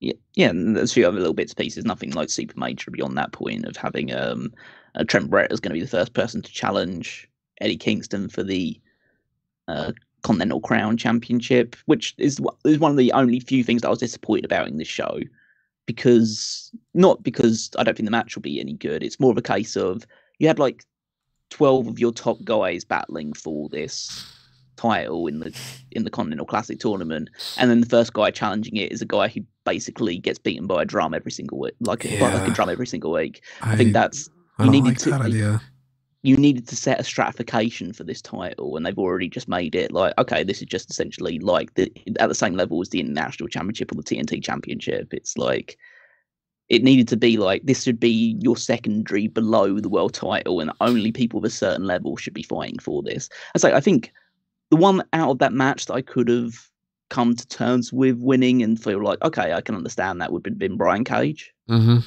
I think at least he's been presented as like the secondary swerve. He still loses a lot, not a lot, but like a fair amount. But he's at least someone you can, I guess, more feasibly understand as fighting for a world title or something the equivalent of a world title. So I probably would have gone that route, especially because he also looked the best out of everyone in that match as well. Just to have Trent win when the last we saw of Trent was him losing a Battle Royal for the TNT title opportunity. I think it's just, it just felt like, okay, let's give this guy who's been with us for a while, give him an opportunity rather than who's actually the right choice to win this match. Who's the right choice for the perception of this title? Yeah, because to me, like, you don't need 3 mid-card titles that are all in the same range. The TNT title is, at one point, it was their Intercontinental title. They're number 2. Then it's like, the International Championship. Okay, that's kind of their European title. It's sort of overtaking the TNT title. It's on par. Now we have the Continental Crown Championship, and you're not starting it off well by going with Trent. I like Trent, but Trent is not at the same level as if you would have presented maybe like even like Powerhouse Hobbs. Yeah, or like it would have been cool to have like Brody King, because Brody King was one of the guys to beat Kingston in the Continental Classic. Have that be like the reason why they're having a match with each other, because Kingston will have to try and get his win back and see if he can beat the guy that beat him at the start of the tournament.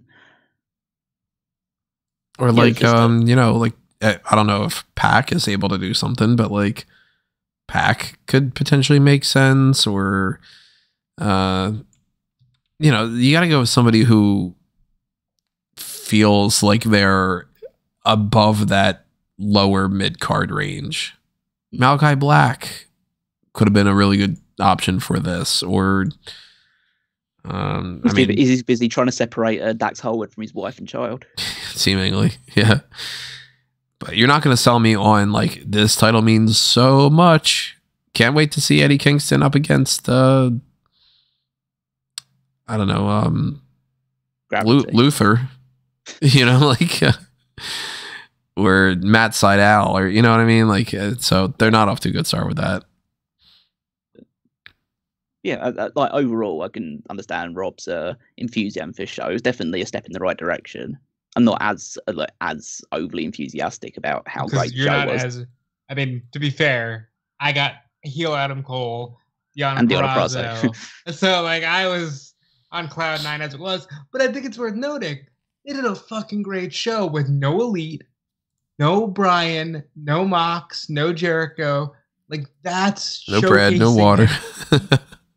A deep roster, just neat. Yeah, I thought it was a really great show. And by the way, they just announced for Collision, Sting will team with Darby Allin against the Workhorsemen. Because that's the go-to thing. Why are they doing this with Sting? Why is it like, man, Sting's got like 2 matches left. Let's do what are they called? The Outrunners or something? Yep. It was Outrunners or Outriders? The Outrunners. Because they're in Charlotte and Flair's going to be there. Yeah, as I say, it's just a tag team match. They're just having those matches to build up to them fighting Hobbs and Takeshita at some point. But, on Wednesday. Oh, that's happening next Wednesday. Okay, yeah, so it's just a warm up match. Like, you know, you get Sting in the building. I think everything now is just like every match with Sting is like a bonus thing. They'll easily win, but that's just the way it is. Just odd to me that like why the Workhorsemen? Why not? If you have this limited amount of time left, why not have them up against like a more prominent team? Like I don't know. Name the team that you would like to see, and I'll tell you. What about putting them against House of Black? Because they're going to kill FTR. What about putting them against FTR instead? Well, they've already done that. They'll be dead. They're going to be dead after House of Black. Yeah. No, I'd say they're definitely like bigger matches they could put together for this one, but like they probably, you would imagine like Tony Khan has already mapped out all that Sting is going to do between now and his retirement match. I'd say beyond the point of like, there's no real point of them facing any super big teams, because realistically, the story they're telling is that Sting will go into his final match undefeated. Mm-hmm. So if he's having those matches against the likes of FTR or other ones, then it means some of your biggest teams are going to lose to a team that's not your champions and is realistically never going to be your champions. So, by the way, I kept joking that it would be Flair and Andrade. Yeah, they have it. Andrade's very gone. unlikely now. Yeah, Andrade's very much gone and might just show up on SmackDown tonight. Mm-hmm. Who do you think is going to be Sting's? Yeah. I think it's going to be a tag match. Like it's as much as I know you said it's not going to be Sting versus Darby Allin. It's definitely going to be a tag match. It'll be Sting and Darby Allin and potentially someone else if they have someone available that's like part of Sting's legacy that's available for it. You know, one thing that I would like to see, I'd like to see him wrestle in TNA one more match. That would be cool. They just loan him out to TNA for another tag team match. Let's send him and Darby over to TNA for a one-off thing, so he gets to have one final match in TNA, because outside WCW, which no longer exists, that's the the promotion he spent the most amount of time with. And then, yeah, it's hard to say who his final match is going to be against because there are a lot of options, but none seem to be the perfect fit yet. You know, if they were champions, I would say fucking do FTR. Because, like, Charlotte, FTR will give him the best match possible, but I don't know. I mean, maybe their final match is for the tag titles. That's what I would Could do. be. Maybe they win it. Maybe they win the tag titles on Sting's final match, and just I'd say relinquish them the following night. But maybe like they have Darby find a new partner, and he's like, I mean, he's nuts enough that he'd defend the titles on his own probably, but like, yeah, it's hard to say. There's a lot of different routes they can take, but. Well, I guess we'll have to wait until there's a lot more clarity about it. It certainly won't be the Don Callis family or any iteration of that, I don't think so. Mm. Well, yeah, one more thing to do for this episode, which is to do our fan feedback of 2023 year in review and talk about some of the highlights and things to touch upon from this past year in Smark Out Moment and some things for the future and all. To be perfectly honest, I didn't put as much effort into like putting out all the statistics out there because I'm like, I don't think anybody really necessarily cares. So I'm not going to be hitting you with like, this was the growth rate of the view page on this thing and all. If you really do care about it, let me know in the comments and then I'll tell you there. But, just generally speaking, to touch upon some of those things, the top post of the year on Smark Out Moment, top page of all time, and it's always going to be, is going to be the WWE pay-per-view schedule because it's, just a perpetual one-time post thing that always gets updated and all, and people are always looking for that. For that matter, the AEW pay-per-view schedule, top page for the last year, then heel and face index, WWE champions list, and the Royal Rumble stats.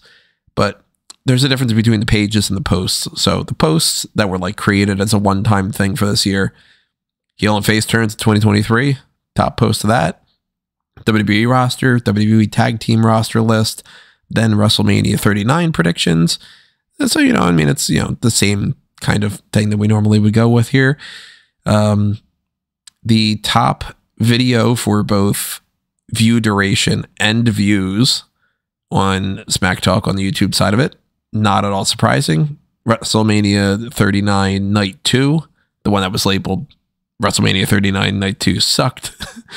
And that was also the top money earner, I'm pretty sure, from people tossing super chats towards there to listen to us be like, well, God damn it, we're so pissed off and all. So who knows? This year, it seems like we might end up getting the same sort of thing. But I'm actually going into Mania this year already deflated rather than going into it assuming I'm going to love it and then being disappointed. So who knows? Maybe we'll get where Rumble sucked or something this year instead. I'm hoping it's all amazing. According to Spotify, though, and this is, I don't have the information for Apple Podcasts and Google Podcasts and Anchor and TuneIn and Amazon Music and every single little thing that we're out there for.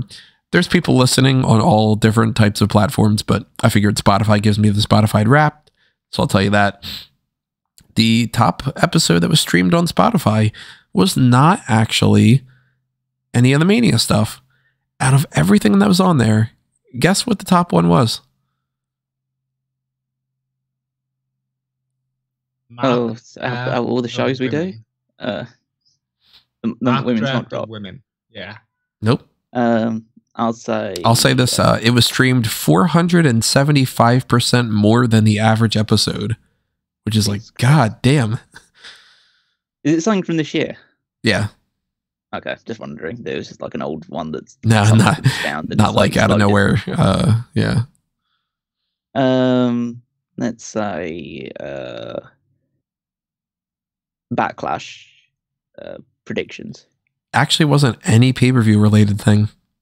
Wasn't any pay-per-view related thing. Yeah, it was a random main event. Oh, well, you have to tell us. Well, go ahead. Yeah, what is it? Top rope list, favorite wrestlers of all time. Wow. Okay, so that, you know what that is? That's people just like looking for any content, and that's a very generic, like, title and subject. That's really interesting. Should we do more of that? Possibly. If it was streamed 475% more, I'm like, I gotta keep that in mind. 70. That was a lot. That was a long podcast as well. Yeah. Oh my god. Yeah, that's the one. That was a 4-hour long podcast. I remember that because I ended up having to like leave at the end before you actually wrapped it up. Yeah, that was long. 75% of the listeners on Spotify came in through 2023, but not necessarily from that, because actually the one that brought in the most amount of new listeners was the Fantasy Booking Mania 40 card that I did on my own. That brought in 5% on its own. Oh, good for you. Top country USA with 41%, then Germany, and then United Kingdom on Spotify. Shout out our German listeners. Yeah. You guys are going to have fun in Berlin. Podcast rating, 4.9 stars. So you guys are liking it. That's great. 9% growth in 557% growth in streams, et cetera, et cetera, et cetera. Bunch of information about like, the #1 podcast for X amount of fans and all that stuff. Top fans listening to us more than any other types of thing and all. The fan feedback survey, though, let's get into some of those things. That's really something to think about for just like doing more broad content like that. That's something I'm gonna factor in for sure. I'm gonna have to take a look at like the blank weeks that we have and try to see if maybe there's some generalized ideas that we can do that aren't as dedicated to like, we're still going to do obviously things like, that we're going to do Superstar Score Sting when it comes around to that, but also just as far as SEO goes, like I might start trying to tweak some titles or something.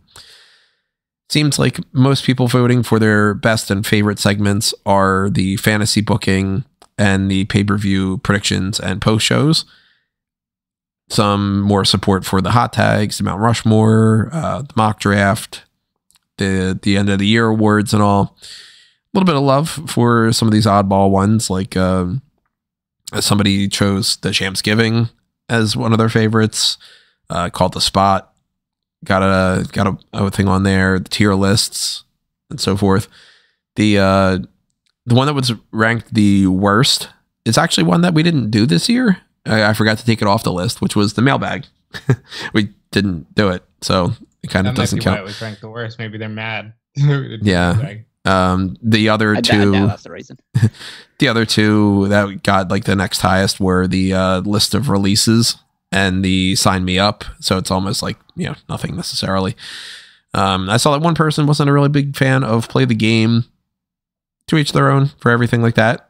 Some people are going to like one thing more than the other and all. Nothing to be concerned about on that one. It's not like it's like, a whole bunch of people were like, oh, I really hate the Smark Madness tournament. Or, I really hate the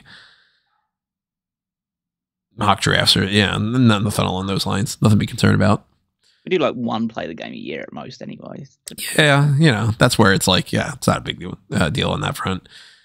One person had said Mount Rushmore. One person said post-show reviews. So it is what it is. Most people following us through all sorts of like ties when it comes to the how did you come across us on like, I originally came across you through recommendations and all. I still don't quite understand why certain people have an issue with like filling out this survey where they choose like, I only listen to Smack Talk, and then they choose what their favorite things were, and they choose the segments that are written. Or I never listen to Smack Talk. My favorite thing is the hot tags. So I don't know what disconnect goes on there, but largely the same positive things that we normally get here. Nothing standing out to me as far as people like tuning out for a particular reason, or the only reason that they're tuning in is for something or whatever. People choosing the options of, I want you to just give me more content, more of everything. So I always want to hear that. That's always good. people liking the audio stream only because it's better for in their car, which I always assumed was one of the cases. And we see some of these things that people filled out manually that we had on here. The Google form doesn't let me see who voted on who unless I go individually, so I'm not going to bother with that. So no direct shout outs to anybody, but somebody had said that they would really hope that we could, which I don't think we can necessarily, if we can't have all three of us on a pay-per-view post show to get the opinions of the other people to record something very quickly. Usually the reason why we can't do that is because either the person's not watching it, or they're not watching it live, or they I'm literally doing media. You're doing the media call, or now. Callum's asleep because it's 5 a.m. or something along those lines. If we ever get a chance to, we will, but usually the reason why we don't do something is because we can't do it. But it is good to hear, you still want to hear those other opinions. So we try to factor that into the hot tags on the next episode to get what did you think about the pay-per-view that we just passed by that you didn't get a chance to talk about yet? More editorials, suggestion of doing more watch-alongs, which I would like to experiment with this year. Whether it's a live fan outs table or to do something during a pay-per-view. The pay-per-view things are really difficult because they're hours and hours and hours long. Yeah. And I don't want to be in a position where I'm like, all right, I got to go to the bathroom so the podcast is silent. You know what I mean? And if we can figure out a way to do that, then we can try to figure that out. One of the things I want to try to experiment with a little bit this year is to go live for the post show during the main event, because we can talk about the other matches while the main event's going on and also be talking about it. But I've done that in the past, and sometimes people have been like, it's a little distracting. So I'm not going to do that, obviously, for Royal Rumble. But maybe we'll do that for a lesser show. Maybe one of the Saudi shows. Or maybe we'll do that for maybe even Elimination Chamber. We could try it out. I don't know. We'll see. Elimination Chamber is going to be at a weird time, so maybe not necessarily do it then. More retro reviews of older episodes of Raw and SmackDown. What's suggested? Under the question, is there anything that we should get rid of? Barry, he offers nothing. Stupid elephant. What's up, Barry? Good old elephant in the room. You should get rid of anything that you don't want to do anymore. And we will. Can we still talk about WWE? Look, I think that there's a real shot that we should just make Smark Out Moment literally whatever we want to do. Maybe we don't have to necessarily talk about much of the modern product. Sometimes I think we do a blend. Yeah, sometimes we got a lot of hot tags to talk about on that week, and sometimes we don't. Sometimes we've got a lot really cool stuff going on. Sometimes it's like, man, this was just a week in wrestling, or some weeks we do the main event and it's like a really cool look back on something, and we don't have to talk about that, or we do a mock draft and we don't have to get into the modern stuff. I'm excited, for instance, every year when we get into January and we rewatch the old Royal Rumbles, I always have fun with those. So we're going to do at least one, if not 2 or 3 this time around, depending on our schedules and stuff.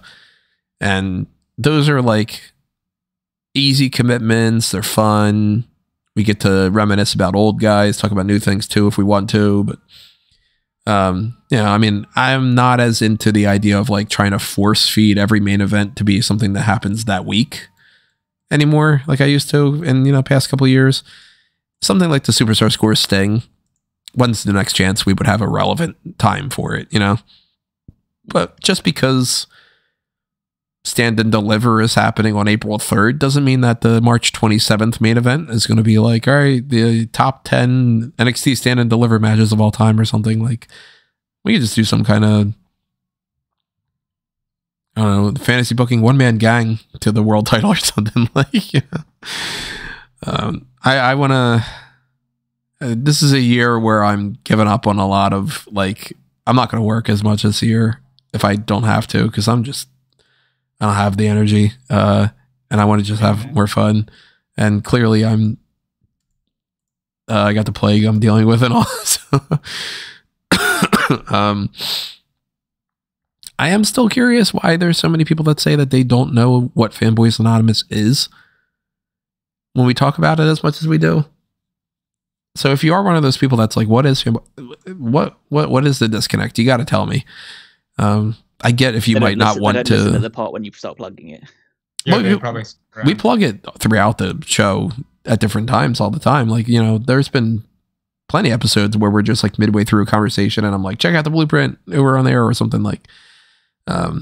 It's a different website that is based around movies, television, comic books, video games, anything that fits into like geek culture is essentially the Fanboys Anonymous side of things. Wrestling is definitely geek culture, but we have a separate website for that. Yeah, I mean, originally I wanted to do like a separate gaming website and a separate, like I wanted to have, I had a whole list of like 32 websites or something that it was, but that all went on the back burner for different reasons. And Fanboys just became Fanboys and, whatever. But of course, more support for people saying, if they had the money that they would be donating to the Darkcast tier and all.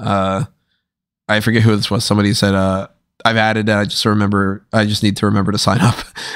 Here's your reminder. Sign up. People checking out past Darkcasts interested in that. Any other feedback you'd like to give us? Your reviews are great, but it needs to be a little bit earlier. We can't do the post shows any earlier. Can't possibly do the post shows any earlier. We jump on as soon as the event's over. If you're talking about the general podcasts, like the hot tags of the week and stuff, the times that we record are the earliest that we can record for the most part. It's just that it's what it is. We can't control that. Essentially, what happened, it used to be every Monday. We used to do it right after Raw, so you'd get our immediate feedback on Raw. Mm-hmm. And then, like, every day ever had a wrestling, so it just became, I don't know, let's do it on Friday. And plus, Fridays, Callum can join us, so it makes it that much more special. And that might change in the future, too, because we might end up being in a position where if they switch the TV stuff around, we might be like, oh, crap, on a Tuesday afternoon, it's better to do the hot tags and then we do the main event on a Friday, where, you know what I mean? Like, we might be having to switch around, because it used to be as well. I used to record Friday night, every single thing for the week after SmackDown, and things have to change here and there. Better schedules, worse schedules, whatever it might be, but we can't do the post shows any earlier than we do. They're just immediately following where they are.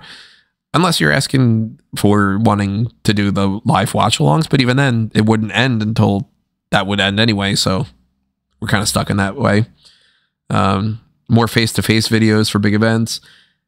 Ideally, and I hope so. I do have that green screen. It is a bitch to set up, and I might not necessarily even bother with the green screen for some things and all, but a lot of times you wouldn't even want to see what I got going on. Like, my hair's a mess right now. I've got a piece of tissue sticking out of my nose to try to block myself from sneezing.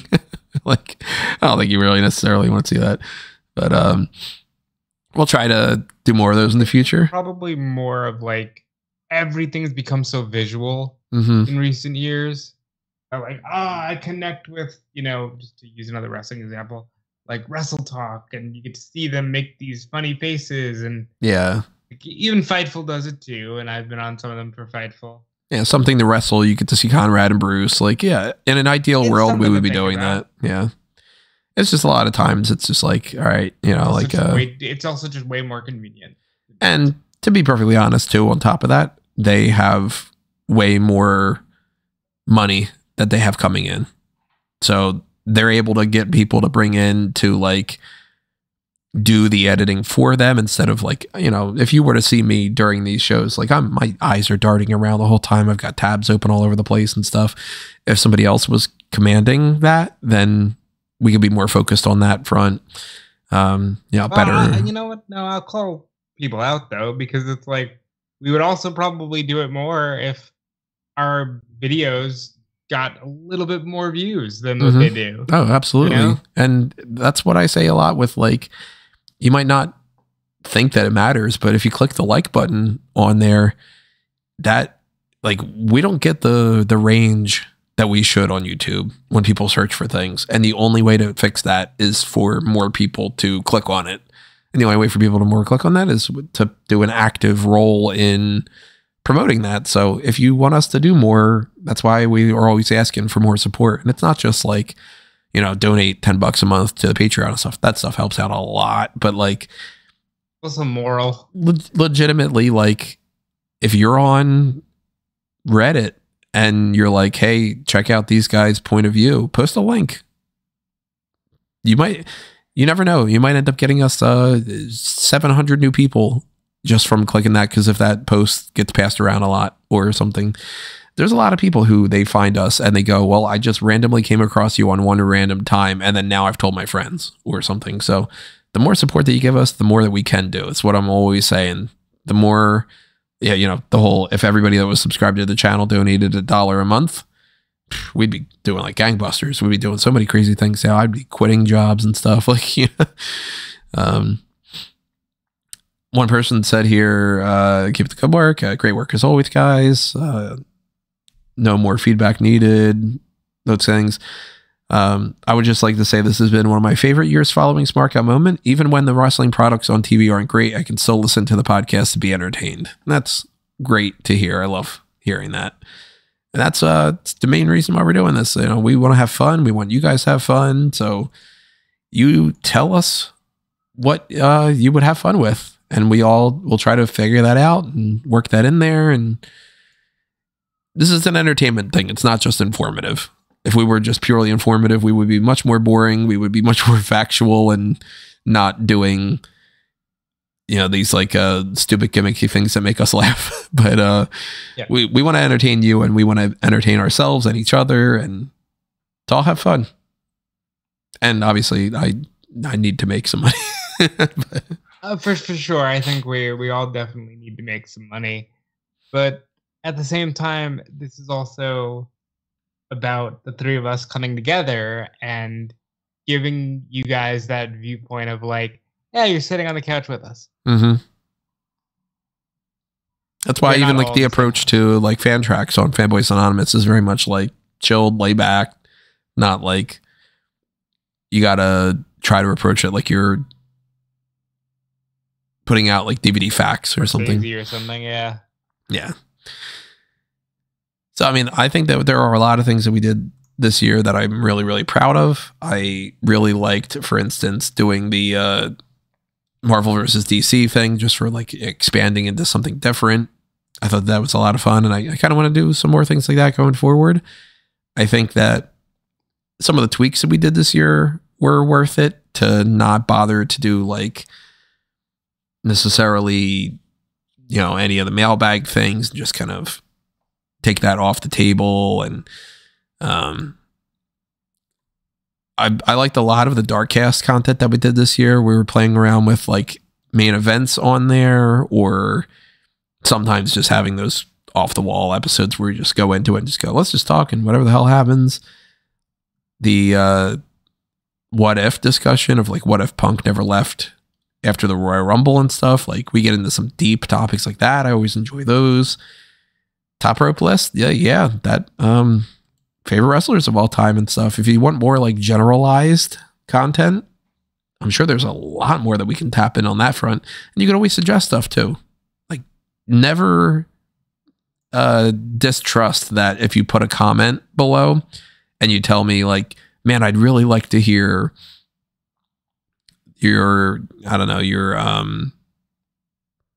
the top rope list of your favorite tag teams, let's just say, for instance. All that stuff, I keep a whole different sets of notes for random ideas. Like, at some point, somebody had pitched the idea about doing the match equivalent of Hall of Fame, where it's like, should we like induct matches into a Hall of Fame? Which matches will we do? And I had written down like, you can make the case for like Taker Foley, Hell in a Cell, or like, you can make the case for Andre Hogan or whatever. Like, we could have a big discussion about that. I know somebody at one point suggested, how would you build a perfect wrestler and pick attributes? And I'm like, that could be a fun one. We could do like build the perfect high flyer and be like, okay, well, do you like Vikingo? Do you like Ricochet? Who's better with this? What kind of gimmick do they have? Or build like archetypes, like, all right, how do you make the rich jerk character with DiBiase and JBL and all that? Or the Mr. Perfect type, or the Undertaker type, or the lunatic type like Moxley and Foley and whatnot. We still got to do that wrestlers in the wrong era discussion. There's as far as like trying to do our own King of the Ring type of thing. I like exploring different avenues. So any suggestions, toss them out there. They're all going to be definitely considered going forward for everything, even if it's going to take a while. I don't know if there's anything else that I felt like breaking down here, but anything else you guys have in mind? No, I think, just 2023 was another solid year for us. I personally would like to get back being able to do a little bit more of the stuff for fanboys and being able to pick and choose more about the kind of stuff we actually get to cover. But the wrestling landscape has changed so much, even from when I started doing these in 2018. Everything's so different. But as always, it's a blast working with you guys, and I just look forward to keep doing it. Yeah, I thought we did a lot of fun stuff in 2023, as we tend to do. Like, I think that there's a lot of interesting podcasts. There's a couple of ones that, less said about them the better, but we'll move past those ones. There's always a few. Yeah, they can't all be winners. Yeah, they can't all be winners. Yeah. But yeah, I think that for the most part, we did some really great stuff. I'd say that there's always stuff that I enjoy doing more than others that I'd like to continue doing. Do some more mock drafts and fantasy booking in the year ahead. I think fantasy booking is some of our strongest work in terms of just setting our creative juices on something that's really interesting, gets us thinking a little bit more. I always like toy around with the idea in my head. I want to go back to doing a standalone series at some point. Like, I hear people, like, again, it's not like it's an abundance of people, but you do see the occasional comment or someone talking about, I want to see another version of 2001 Wrestling Odyssey or the Paul Heyman SmackDown podcast and bring something back to the table. I have ideas in my head about that doing. It's just always finding the time, the capacity, and the energy to do that stuff.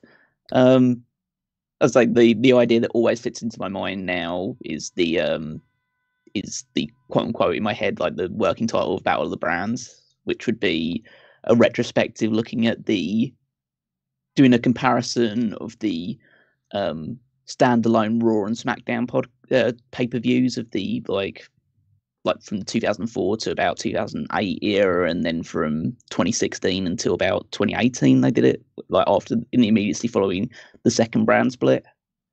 Because I think that'd just be like a fun little jaunt through history, especially because in fact it would just be going from pay-per-view to pay-per-view, so a lot of things could change between those pay-per-views as well. So I'd say that'd be something that like me and Rob would probably look into doing as we've done so in the past. Of course, Tony wanted to as well, but I know he's probably he's pretty busy, yes, as well. So, but yeah, so that would be that's the idea, or at least like that's the leading idea. But if we ever find the motivation to do so, then that would be the thing on my to-do list. As I say, even if we couldn't make any, like, we didn't have time to make like graphics or big things for YouTube about it, we could just make it a podcast series and just put it on the podcast platforms instead. Yeah, that could always be an option too. I could always save a bit of time. Would be to go back to just doing like the kind of the James Bond stuff and the fun stuff we were doing. Mm-hmm. That's just because everything keeps getting more and more clogged. But I think 2024 is going to be quite a hectic year, but in some ways a good way. Hope so. There's a lot of contracts going up. We now are very much settled into a 2 big promotion North American thing that we're following along with. there's a lot of things that I'll look forward to in 2024. I'm going back to All In at some point as well, so that'll be an exciting moment. But yeah, with all the things that are changing, I think we'll have plenty of interesting news stories to discuss in the hot tags, and then yeah, we'll see what interesting stuff we can do in the main events. Especially if you do like listening to stuff that are just basically us talking about who we like the most, we could do that for hours. Yeah, I mean, I also want to know what you guys have to say about how we've been doing these combo hot tag things. If you like that idea, or if that's something that's like frustrating to have, like, okay, well, you know, some weeks it's the way that, you know, the cookie crumbles, where we're kind of like, oh crap, like we're not able to do a prediction thing separate or something, so we're going to combine it or whatever like that. But some people might like that better, to have like one big lump sum episode. Would you rather have an hour dedicated to a main event and an hour dedicated to the hot tags? Or would you rather have 2 hours dedicated to a combo? Or would you rather have, maybe if it's not like a big episode of the hot tags that week, a second main event and no hot tags? Yeah, we can play around with it. Generally speaking, I probably still would do a hot tags, just even if it was like a 5-minute thing, to just be like, all right, the number continues, because it would probably get under my skin. But I don't know. I mean, we can see. I mean, if you, like, theoretically, if you stop the number and just did a, hey, real quick 20-minute video, here's us talking about, they just announced, you know, Vince McMahon is starting a new football league, and maybe, because unfortunately, as much as I love doing these, you also do get in your head a lot about like view counts and stuff. Right. Because you want to grow, and you want to be able to have like that tangible, hey, what we're doing is really improving our lives. So it's a weird approach to have like a podcast that also functions as a YouTube channel too, because a lot of YouTube channels are very much, here's my 3-minute video about something. And this is, you know, we're coming into the 3-hour mark on this podcast right now. So if you like something or you don't like something, whatever your feedback is, do not feel afraid to say whatever's on your mind. If you have any suggestions whatsoever, because you never know, it might be exactly the same thing that I'm thinking. And then I just go, nobody else has mentioned it though. And then somebody goes like, man, I really would like it if you, I don't know. If somebody was like, I really would like it if you changed the graphics on YouTube. You've had the same kind of graphics for a while with like the centerpiece. If that's the case, I'll be like, maybe I'll try. Maybe I'll move the graphic up and have the thing at the bottom is different, or, you know, I mean, any feedback at all, positive or negative for that matter. Of course, the more positive stuff I hear, the more that boosts morale and all, but, all your support is greatly, greatly appreciated. So we want to thank you not only for following us throughout 2023, but hopefully continuing to following us in 2024. And hopefully next week I can talk like a normal person by the time we get around. Really well, considering the way that you sounded when we first got on this call. I think that talking more has helped that for sure, but I am still very much struggling, and I got a feeling that when we end the call, I'm gonna be like, okay, that's I'm like tapped out for the entire day. But we haven't settled on what our main event is for next week, or what we're gonna do for the Darkcast, or anything quite yet. But I do know that we do have those fan announce tables for the Royal Rumbles, 1994, 2004, and 2014.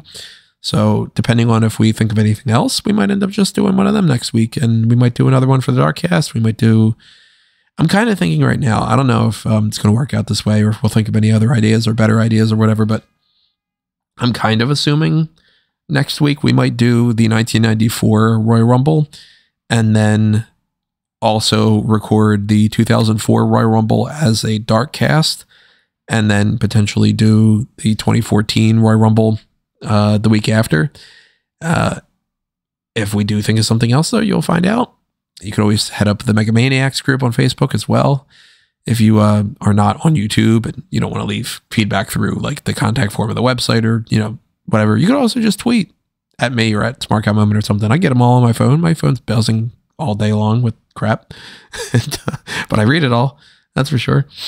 And yeah, anything else that's coming your way, another episode of the Hot Tags or whatever else, all you got to do is stay tuned, make sure that you're subscribed and all, and make sure that you are checking out the Fanboys Anonymous stuff. I don't know what I'm doing yet for what the next thing is going to be.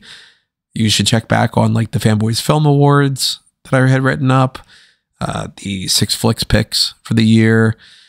Currently this year, I haven't watched much movies yet because it's only 5 days in, but I have checked out another really awful Steven Seagal movie, Beyond the Law, which is really, really terrible as expected.